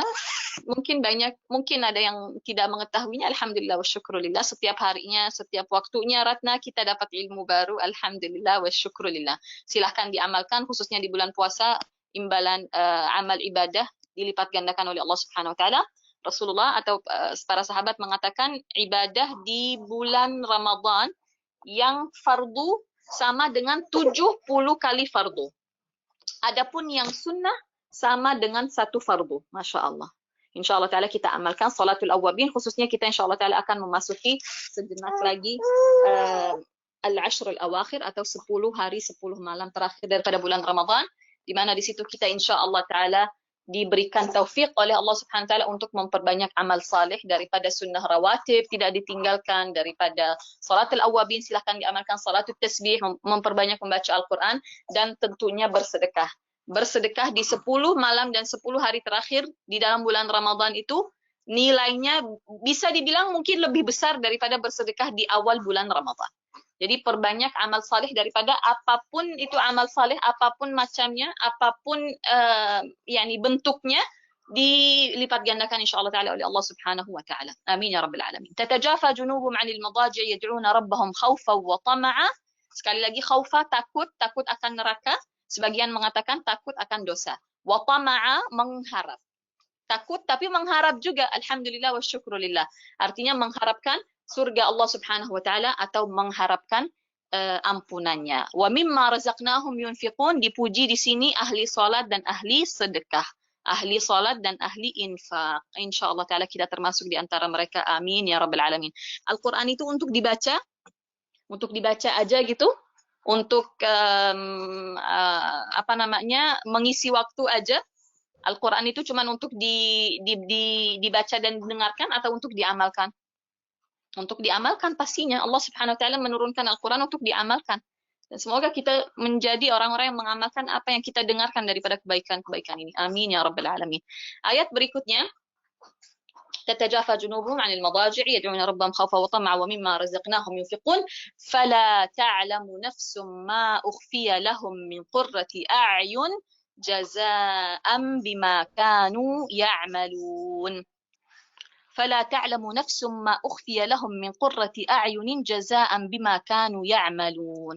Orang-orang yang di atas, yang Masya Allah, Tabarakallah, dipuji oleh Allah Subhanahu wa Ta'ala dengan sujudnya, dengan tidak ada sombongnya sedikit pun di hadapan Allah Subhanahu wa Ta'ala, dengan mereka memperbanyak bersedekah, dengan mereka ahli solat tahajud, solat mengisi waktu di antara maghrib dan isya, solat subuh berjamaah dengan fajar dengan isya berjamaah, semua itu dipuji oleh Allah Subhanahu wa Ta'ala, dan mereka ahli berinfak. Untuk mereka, fala ta'lamu nafsum ma ukhfiya lahum min qurrati a'yun. Orang-orang itu, katanya Allah Subhanahu wa Ta'ala, mereka tidak akan pernah tahu apa yang Allah Subhanahu wa Ta'ala telah persiapkan untuk mereka. Jazaan, imbalan, bima kanu ya'malun, atas apa-apa yang mereka amalkan. Apa yang mereka amalkan? Bersujud, bertasbih, meninggalkan tempat tidur untuk menghidupkan waktu malam dengan salat. Apakah itu salatul awwabin, antara maghrib dan isya dihidupkan waktu antara maghrib dan isya? Apakah itu tahajud? Apakah itu salat berjamaah subuh dan fajar? Semua itu betul, semua itu makna yang sesuai dengan ayat ini. Untuk mereka yang sering berinfak, mereka tidak akan pernah tahu, fala ta'lamu, tidak tahu. Mereka tidak akan pernah dapat membayangkan apa-apa yang Allah Subhanahu wa Ta'ala telah persiapkan, ma ukhfiya lahum. Tapi kata ukhfiya sebetulnya itu bukan persiapkan, tetapi disembunyikan. Artinya Allah Subhanahu wa Ta'ala telah mempersiapkan bagi mereka imbalan dan disembunyikan. Jadi mereka belum nampak, mereka belum melihat. Jaza'an bima kanu ya'malun, adalah imbalan daripada apa-apa yang mereka amalkan di atas. Sekali lagi, sujud, tasbih, menghidupkan waktu malam, dan berinfak. Ada 4 pujian di 2 ayat, di ayat 15 dan di ayat 16. Fala ta'lamu nafsum ma ukhfiya lahum min qurrati a'yunin jaza'an bima kanu ya'malun. Ini sesuai dengan sabda Rasulullah sallallahu alaihi wasallam, di mana beliau mengatakan Allah Subhanahu wa Ta'ala telah menyiapkan di surga bagi hamba-hambanya ma la 'ainun ra'at. Yang ada di surga tidak pernah dilihat oleh mata. Wa ma la 'ainun ra'at wala udhunun sami'at, dan tidak pernah didengarkan ceritanya. Apa yang ada di surga itu tidak pernah terdengar oleh telinga, wala khatara 'ala qalbi bashar, dan tidak pernah terbesit sekalipun di kepala atau di benak manusia. Jadi yang ada di surga itu tidak ada yang di bayangan kita. Lalu ibu-ibu mengatakan, oh tapi kan kita tahu tuh apa yang ada di surga. Ada buah tin misalnya, ada buah delima, ada anggur, ada ini. Oh oke. Pernah kita bicarakan sebelumnya di surat Al-Kahfi, seingat saya, karena di surat Al-Kahfi Allah Subhanahu wa Ta'ala menceritakan juga imbalan bagi orang-orang ahli surga, di mana mereka memakai emas dan mutiara, ya kan? Perhiasan mereka di surga antara lain adalah emas dan mutiara. Waktu itu saya jelaskan apa yang diceritakan oleh Allah Subhanahu wa Ta'ala, yang adalah imbalan untuk ahli surga di surga, itu tidak seperti yang kita bayangkan. Berarti yang namanya emas yang Allah persiapkan untuk ahli surga, insya Allah kita termasuk di antara mereka. Amin ya rabbal alamin. Kita, orang tua kita, keturunan kita, guru-guru kita, dan orang-orang yang kita sayangi. Amin ya Allah. Apa yang Allah persiapkan di surga, antara lain misalnya emas sebagai perhiasan, itu tidak seperti emas yang kita tahu di dunia. Bukan emas yang saya tahu di dunia ini yang kayak saya pergi ke toko emas atau ke Madinah Zaid atau ke gold shop. Bukan emas yang seperti itu. Allah Subhanahu wa taala mempersiapkan sesuatu yang sangat-sangat indah untuk dijadikannya perhiasan dan untuk menghiasi kita. Amin ya rabbal alamin. Tapi tidak bisa dijabarkan dengan kata-kata. Tetapi dalam waktu yang bersamaan Allah Subhanahu wa taala ingin menyampaikan kabar gembira untuk orang-orang yang beriman. Hanya saja yang bisa menjadi pendekatan adalah jika Allah Subhanahu wa taala menggunakan kata-kata yang sama yang kita tahu dan yang kita mengerti. Karena itu Allah Subhanahu wa taala mengatakan emas. Tetapi hakikatnya emas yang di surga itu bukan seperti emas yang saya tahu di sini, yang ada 18, 20, 24 dan lain sebagainya. Tidak sama. Hanya pendekatan saja, maka Allah Subhanahu wa taala menggunakan kata emas. Delima yang ada di surga bukan seperti delima yang saya makan, yang saya beli di supermarket. Ada sesuatu hal yang sangat-sangat indah, sangat nikmat, sangat delicious, tetapi dia tidak ada di dunia ini, tidak ada. Lantas bagaimana Allah Subhanahu wa taala akan menyampaikan hal ini kepada kita? Karena tidak ada kata yang sesuai dengan buah yang ada di dalam surga. Maka Allah Subhanahu wa taala menggunakan nama-nama buah yang kita tahu di dunia untuk menjadi pendekatan, untuk menjadi oke, saya bisa bayangkan, seperti ini, kira-kira seperti itu, kira-kira saja, tapi tidak exactly. Di ayat ini Allah Subhanahu wa taala menafikan menafikan kalau kita ini tahu apa yang ada di surga seperti apa. Macam mana Allah menafikan, fala ta'lam. Kamu tak boleh membayangkan sedikit pun apa yang ada di surga. Silahkan membayangkan surga itu macam ini, macam itu, kenikmatannya seperti apa yang diceritakan di dalam Al-Quran, seperti apa yang disampaikan oleh Rasulullah sallallahu alaihi wasallam. Silahkan bayangkan. Tapi ketahuilah, surga lebih indah daripada apa yang kita bayangkan. فلا تعلم نفس ما أخفي لهم من قرة أعين جزاء بما كانوا يعملون اللهم اجعلنا منهم ووالدينا وأولادنا وذرياتنا ومشايخنا ومعلمينا والحاضرين آمين آمين يا الله. Semoga kita menjadi ahli surga. Amin ya Allah. Qurrati a'yun. Qurrati a'yun. Ini kata yang selalu kita dengarkan. Orang Arab ataupun bukan Arab, pasti orang Muslim tahu qurratu ain. Qurratu ain, selalu dengarkan qurrati a'yun, qurrati ain. Ya kan? Apa arti kata qurratu a'yun? Qurrati a'yun, gini, singkatnya, qurrati a'yun itu perkara yang membahagiakan, perkara yang menyenangkan. Qurrati a'yun, something that makes you happy. Something that gives you satisfaction. Oke, itu qurrati a'yun. Tapi untuk yang senang bahasa Arab seperti saya, kita selalu membaca makna atau translate daripada qurrati a'yun ini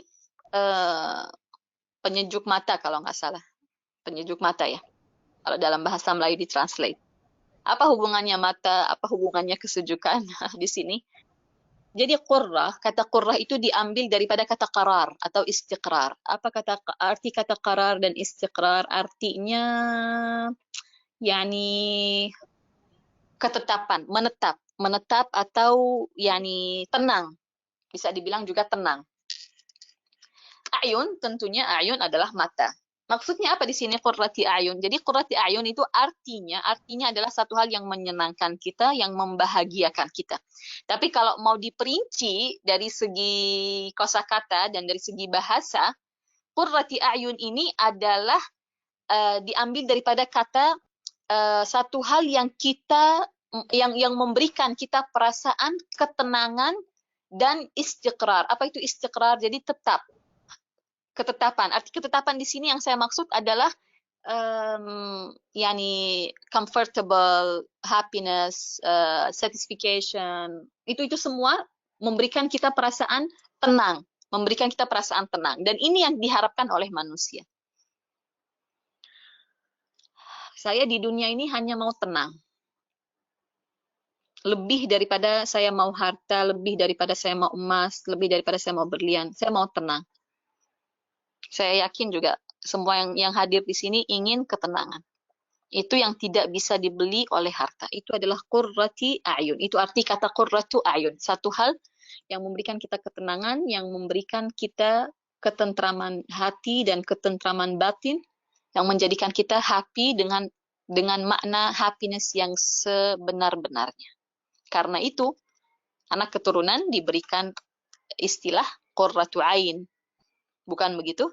Karena diharapkannya dengan kita melahirkan atau kita mempunyai keturunan, keturunan itu membawa kepada kita apa? Membawakan kita ketenangan dan kebahagiaan. Ada anak yang membawa kegelisahan untuk orang tuanya? Ada. Ada anak yang menyebabkan orang tuanya khawatir? Ada. Ada yang anak menyebabkan orang tuanya sedih? Ada. Ada anak yang menyebabkan patah hati kepada orang tuanya? Ada. Nah, itu berlawanan dengan qurratu ain atau qurratu a'yun.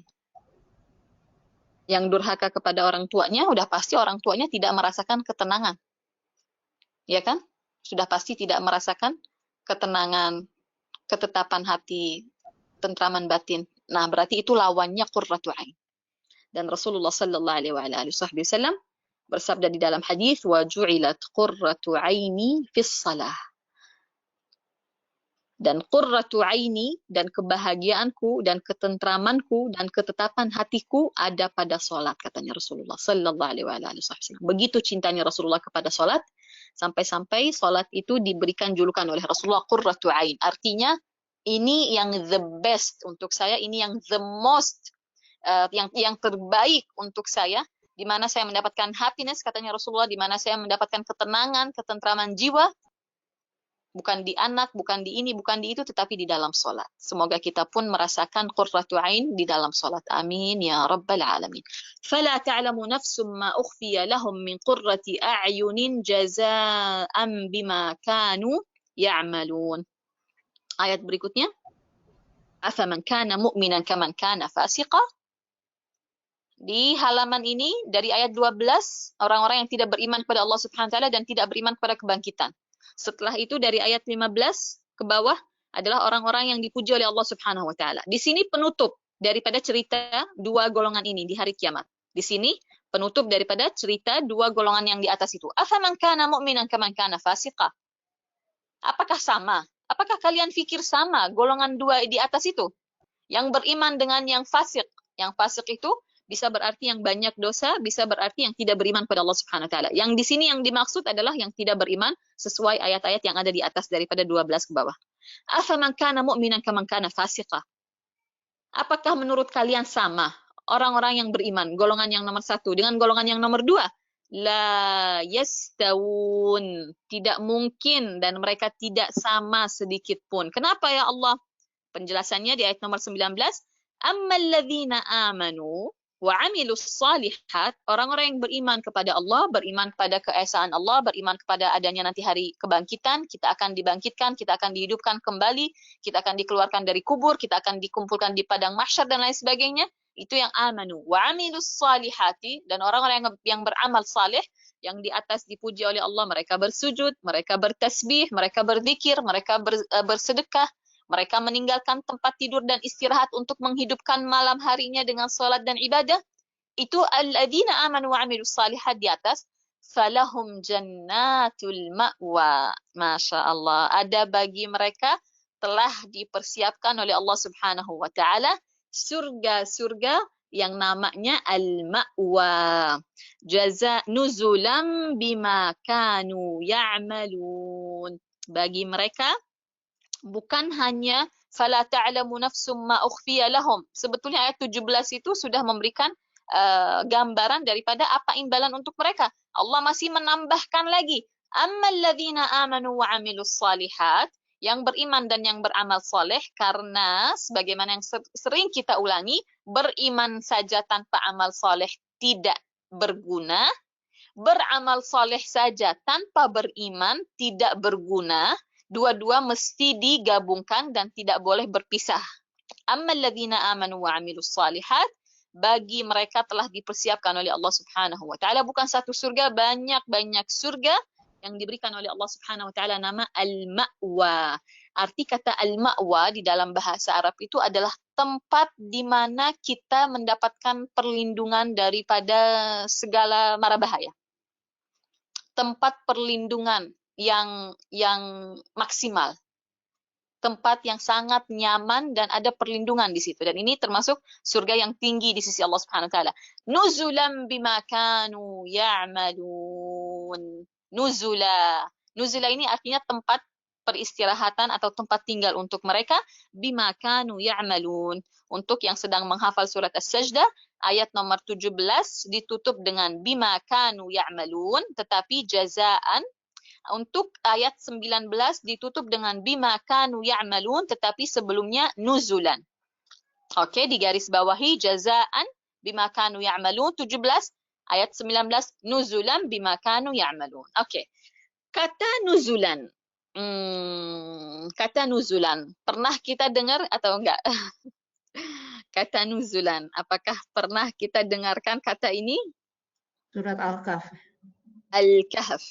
Di surat Al-Kahf di halaman terakhir terulang 2 kali nuzulan, dan waktu itu kita bicarakan panjang lebar bahwasanya di dalam bahasa Arab kata nuzulan itu sebetulnya memberikan indikasi hal-hal yang sangat-sangat menyenangkan dan sangat memberikan perasaan kenyamanan yang sangat besar. Dan nuzulan itu adalah tempat atau bahagian dari rumah yang dipersiapkan sahibul bait, yang orang yang punya rumah itu mempersiapkan tempat itu untuk para tetamunya.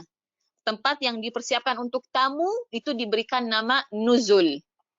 Nuzul biasanya dipersiapkan sedemikian rupa dia jadi tempat yang nyaman, yang wangi, yang harum, yang untuk tamu-tamunya beristirahat, tamu-tamunya yang datang daripada perjalanan yang sangat lelah.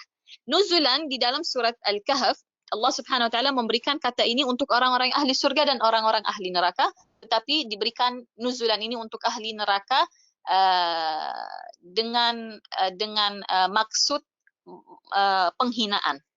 Artinya seakan-akan Allah Subhanahu wa taala mengatakan Allah persiapkan bagi kalian tempat yang adalah nuzul, nyaman. Tetapi ternyata sewaktu mereka berhadapan dengan tempat itu, ternyata tempat itu adalah neraka. Wal'iyadzubillah min dzalik. Na'udzubillah min dzalik. Oke. Nuzulan bima kanu ya'malun. Ini adalah tempat yang tenang, tempat yang adem, tempat yang nyaman, tempat yang teduh untuk hamba-hamba Allah Subhanahu wa taala di surga yang namanya al-ma'wa. Amma alladhina amanu wa 'amilus salihati falahum jannatul ma'wa nuzulan bima kanu ya'malun. Kebalikannya untuk golongan yang satu lagi, karena di halaman ini Allah Subhanahu wa taala membicarakan 2 golongan. Untuk golongan yang satu lagi, apa yang Allah telah persiapkan untuk mereka? Apakah tempat yang nyaman juga atau bagaimana? Wa ammal ladzina fasaqu, tadi di ayat nomor 18, afaman kana mu'mina. Apakah orang-orang yang beriman? Lalu di ayat 19 dijelaskan ammal ladzina amanu, orang-orang yang beriman. Di ayat nomor 18 fasiqah, orang-orang yang fasik. Di ayat nomor 20 wa ammal ladzina fasaqu, diperinci sekarang oleh Allah Subhanahu wa taala. Adapun orang-orang yang fasik, apa itu fasik? Yang banyak maksiatnya, tetapi yang dimaksud di sini adalah yang tidak beriman kepada Allah dan tidak beriman kepada hari akhir dan kepada kebangkitan. Fama'wahumun nar. Ma'wa itu adalah tempat mereka tinggal atau kediaman. Fama'wahumun nar, tempat mereka telah dipersiapkan dan adalah an-nar. Kullama aradu an yakhruju minha u'idu fiha. Na'udzubillah min dzalik. Na'udzubillah min dzalik. Tempat mereka adalah neraka. Setiap kali mereka mengharapkan mereka keluar dari situ, kullama aradu an yakhruju minha, ada percobaan untuk mereka keluar.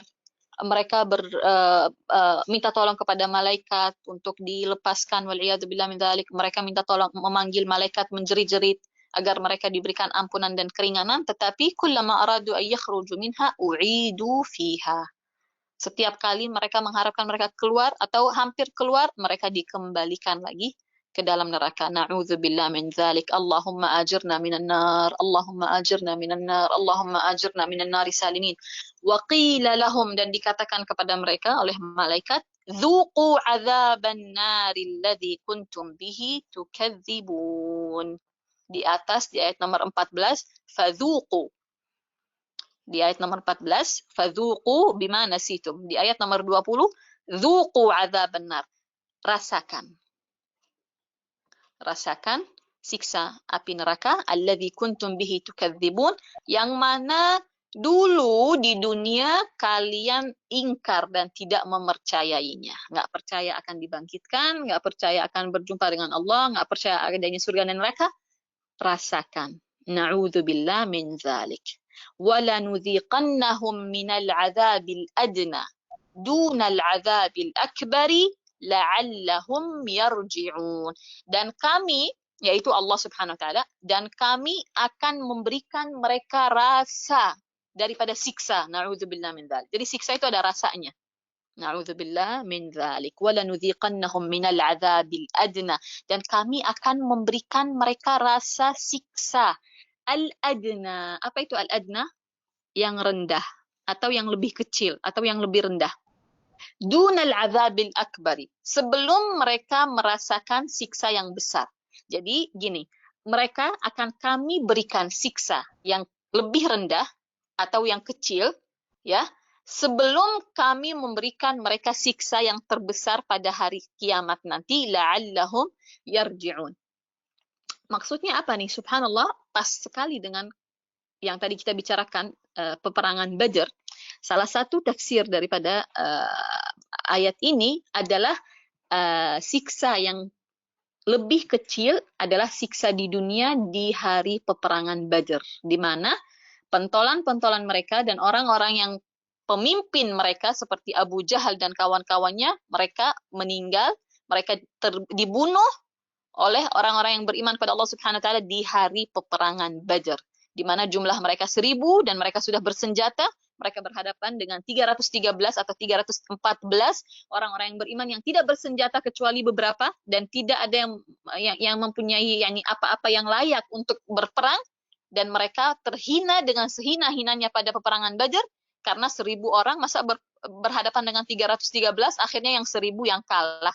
Itu kan memalukan sekali. Nah, ini tafsir sebagian ulama, al-adzabil adna, siksa yang kecil adalah Allah Subhanahu wa taala mempermalukan mereka, dan di antara mereka banyak sekali yang meninggal, antaranya Abu Jahal yang adalah pembesar mereka di hari itu. Jadi seakan-akan Allah mengatakan, kamu rasakan dulu siksa yang kecil di hari Badar. Nanti dunal adzabil akbari. Nanti hari kiamat kalau kalian sudah berpulang kepada Allah Subhanahu wa taala, siksa yang lebih besar menanti kalian. Na'udzubillah min dzalik. وَمَنْ أَظْلَمُ مِمَّنْ ذُكِّرَ بِآيَاتِ رَبِّهِ ثُمَّ أَعْرَضَ عَنْهَا. Ini pertanyaan yang tidak memerlukan jawaban. Pertanyaan yang jawabannya sudah nampak, sudah jelas untuk orang-orang yang berakal. وَمَنْ أَظْلَمُ مِمَّنْ ذُكِّرَ بِآيَاتِ رَبِّهِ. Orang yang paling siapa yang lebih zalim daripada siapa yang lebih zalim? Adakah yang lebih zalim daripada orang yang diberikan peringatan, yang diberikan tanda-tanda, yang diberikan ayat-ayat, yang diberikan ajakan atau peringatan. Tetapi setelah itu dia membangkang dan dia tidak mengikutinya, dan dia a'rada anha, dia meninggalkannya. Sudah diberikan tanda-tanda, sudah tahu kebesaran Allah Subhanahu wa taala, sudah lihat nampak ayat-ayat Allah Subhanahu wa taala, dan dia masih berpaling, a'rada anha, berpaling. Adakah yang lebih zalim daripada itu? Adakah yang lebih buruk daripada itu? Sudah nampak di hadapan mata tetapi dia masih berpaling daripada ayat-ayat Allah Subhanahu wa taala, masih berpaling daripada Allah Subhanahu wa taala? Tidak ada, jawabannya tidak ada. Obviously.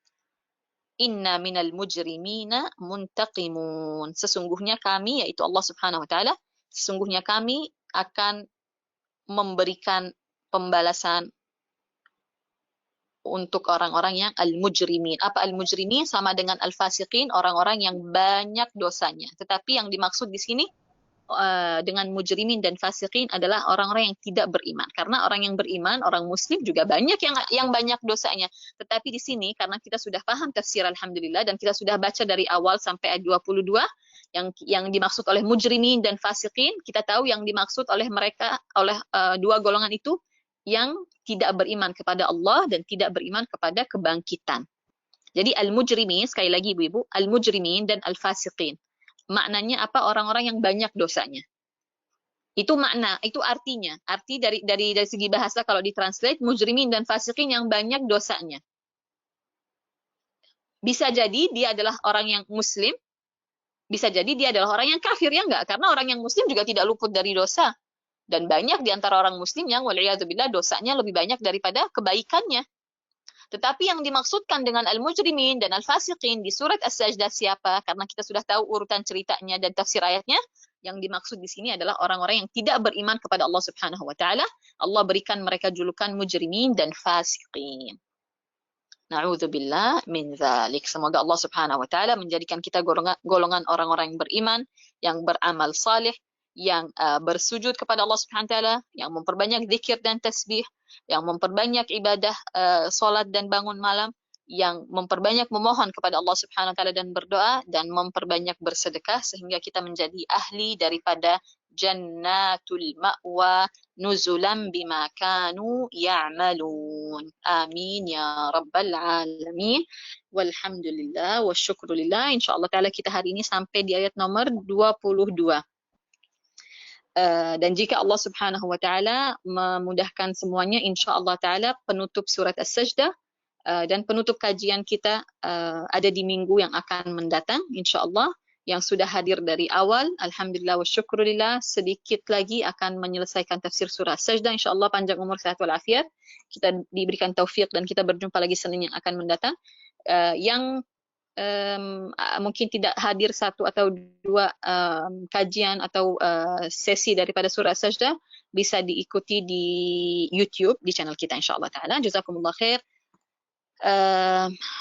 Saya di sini atas nama ibu-ibu semua ingin menyampaikan balas sungkawa dan turut berduka cita dan mendoakan untuk saudari kita yang kita sayangi, Ibu Oci di Abu Dhabi, atas wafatnya ibundanya kemarin. Subhanallah, dipilih oleh Allah Subhanahu wa taala di hari mulia, di bulan mulia, di bulan di mana pintu-pintu surga dibuka oleh Allah Subhanahu wa taala untuk hamba-hamba Allah Subhanahu wa taala yang beriman, untuk almarhumah Ibu Sukaiti binti Sajadiria, ibu daripada Ibu Oci. Semoga Allah Subhanahu wa taala mengampuninya, melipat gandakan daripada amal-amalnya, mengangkat derajatnya di surga, menjadikannya ahli jannatul ma'wa, diberikan oleh Allah Subhanahu wa taala kelapangan di dalam kubur, dijadikannya kuburnya taman daripada taman surga, diberikannya syafaatnya Rasulullah sallallahu alaihi wasallam. Allahumma ighfir laha warhamha wa'afiha wa'fu anha, Allahumma ighsilha bil ma' wal thalj wal barad wa naqqiha min adh-dhunub wal khataaya kama yunqqa ath-thawb al-abyad min ad-danas. Allahumma ij'al qabraha rawda min riyadil jannah waj'al laha min 'adhabil qabr wiqayah wa junnah wahsin khatimatan 'inda al-maut. Al-Fatiha. Bismillah. آمين يا رب العالمين. الحمد لله رب العالمين. اللهم صل وسلم على سيدنا محمد وعلى آله وصحبه أجمعين. اللهم لك الحمد شكرا ولك المن فضلا وأنت ربنا حقا ونحن عبيدك رقا وأنت لم تزل لذلك أهلا يسر كل عسير ويا مغني كل فقير ضعيف ويا مأمن كل مخيف يسر علينا كل عسير فتيسير العسير عليك يسير. اللهم فارق الفرقان ومنزل القرآن بالحكمة والبيان، بارك اللهم لنا في شهر رمضان. اللهم فارق الفرقان ومنزل القرآن بالحكمة والبيان، بارك اللهم لنا في شهر رمضان. اللهم فارق الفرقان ومنزل القرآن بالحكمة والبيان، بارك اللهم لنا في شهر رمضان. وأعهد علينا وعلى جميع المسلمين سنينا بعد سنين وأعواما بعد أعوام، زائدين لا منتقصين، راضين غير ساخطين، مجتمعين لا متفرقين، مقبولين لا مطرودين، وعلى طاعتك أعنا يا أرحم الراحمين. أشهد أن لا إله إلا الله. أستغفر nastaghfirullah. Nas'alukal jannata wa na'udzu bika minan nar. Asyhadu an la ilaha illallah. Nastaghfirullah. Nas'alukal jannata wa na'udzu bika minan nar. Asyhadu an la ilaha illallah. Nastaghfirullah. نسألك الجنة ونعوذ بك من النار اللهم إنك عفو تحب العفو فاعف عنا اللهم إنك عفو تحب العفو فاعف عنا اللهم إنك عفو تحب العفو فاعف عنا يا كريم. Yang ingin live silahkan, semoga selalu dalam lindungan Allah Subhanahu wa taala, dan saya dan ibu-ibu semua minta doanya. Yang telah bertanya dan ada pertanyaan dari minggu lalu, insyaallah taala saya akan sampaikan sekarang, termasuk daripada Jannah, namanya ada di barisan chat, ada. Oke, Rina mengatakan umumnya diartikan lambung-lambung mereka jauh dan seterusnya. Jadi penasaran dalam bahasa Arab arti sebenarnya apa? Iya, dalam bahasa Arab yang dinamakan dengan junubihim atau yang diartikan dengan sama-sama Kak Ica sayangku, Habibti, salam untuk keluarga. Yang dimaksudkan dengan lambung di sini juga tadi Ibu Nena menambahkan apakah lambung itu puasa. Untuk orang Arab ini adalah istilah, ini kata istilah. Kalau mereka ingin memberikan istilah untuk tubuh mereka, mereka akan mengatakan junubihim. Junubihim itu tepatnya adalah sisi kanan, sisi kiri perut. Karena kalau kita tidur, kadang tidur di sisi kanan, kadang tidur di sisi kiri. Nah, mereka ini junubihim tatajafa junubuhum 'anil madaji'. Mereka ini tidak tidak membiarkan tubuh mereka di atas tempat tidur atau di atas katil, tetapi bangun untuk sholat dan untuk berdoa. Jadi, kalaupun kalian membaca di translate kata lambung, kata perut, yang dimaksud itu badan. Singkat kata, yang dimaksud itu badan. Jadi, junubihim itu adalah istilah untuk badan. Ya, begitulah orang Arab. Terlalu dalam maknanya. Lalu, ada lagi yang bertanya tadi, kalau sujud tilawah sudah dijelaskan. Dewi Konuli mengatakan kalau tidak bisa sujud tilawah lebih baik bertasbih. Ya, tapi itu tidak sama ya, tidak sama, tidak setara dan tidak menggantikannya. Hanya saja satu hal yang di samping itu. Ibu Syarifah Khadijah mengatakan seandainya kita tidak punya wudu tetapi dengar ayat sajdah, kita langsung ambil wudu dan performkan sujud tilawah, boleh Ustazah walaupun ayat lain terus tentunya. Betul sekali. Memang mestinya segera. Jadi maksimalnya itu paling maksimum jedanya untuk ambil air wudu dan untuk menutup aurat. Tapi kalau begini, baca ayat 15. Oke? Baca ayat 15, mau sujud, niatnya mau sujud, tetapi dia ambil air wudu dulu, dia pakai mukena dulu, dia telepon dulu, dia jawab WhatsApp dulu, dia buka Facebook dulu, habis itu dia mau sujud tilawah, itu waktunya sudah habis, sudah time out. Oke, sudah time out. Tapi kalau hanya untuk sekedar ambil air wudu dan menutup aurat, menghadap kiblat langsung sujud, oke. Ayatnya nanti diteruskan 16 ke atas.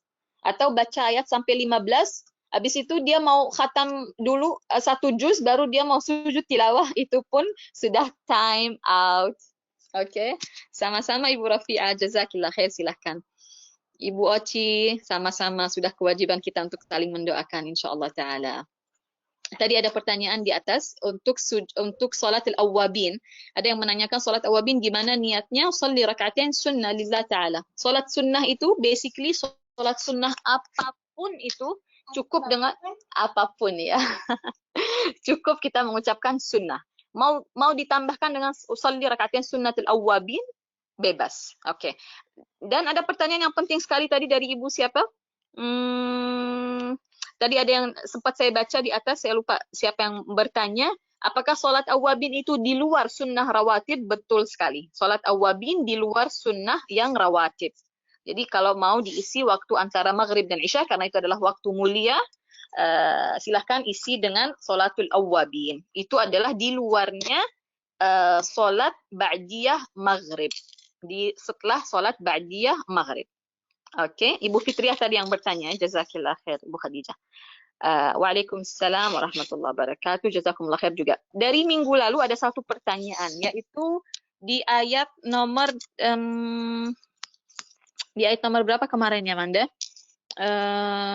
Ayat nomor 9. ثم سواه ونفخ فيه من روحه وجعل لكم السمع والأبصار والأفئدة قليلا ما تشكرون. Oke, yani mohon konsentrasinya sedikit Ibu karena juga ini Masya Allah sering kali ada yang bertanya di surah ini atau di surah lain kalau ada kata al-afidah sering kali ada yang bertanya. Jadi gini, di dalam bahasa Arab ada 3 kata. Ada satu al-afidah yang ada di dalam Al-Quran. Al-afidah. Contohnya di mana? Ada di ayat nomor 9 di surat As-Sajdah. Oke. Setelah itu ada kata as-sudur atau sadrak. Misalnya ada di surat Al-Insyirah yang kita sudah tafsirkan berapa bulan yang lalu. As-sudur atau sadrak. Alam nashrah laka sadrak. Contohnya di surah Al-Insyirah di ayat nomor 1. Ada lagi di dalam Al-Quran kata al-qulub atau qalb. Misalnya firman Allah Subhanahu wa taala menceritakan doanya Nabi Ibrahim, illa man atallaha biqalbin salim. Qalbun yang salim atau qalbu yang sehat. Atau misalnya alladzina amanu wa tatma'innu qulubuhum bidzikrillah.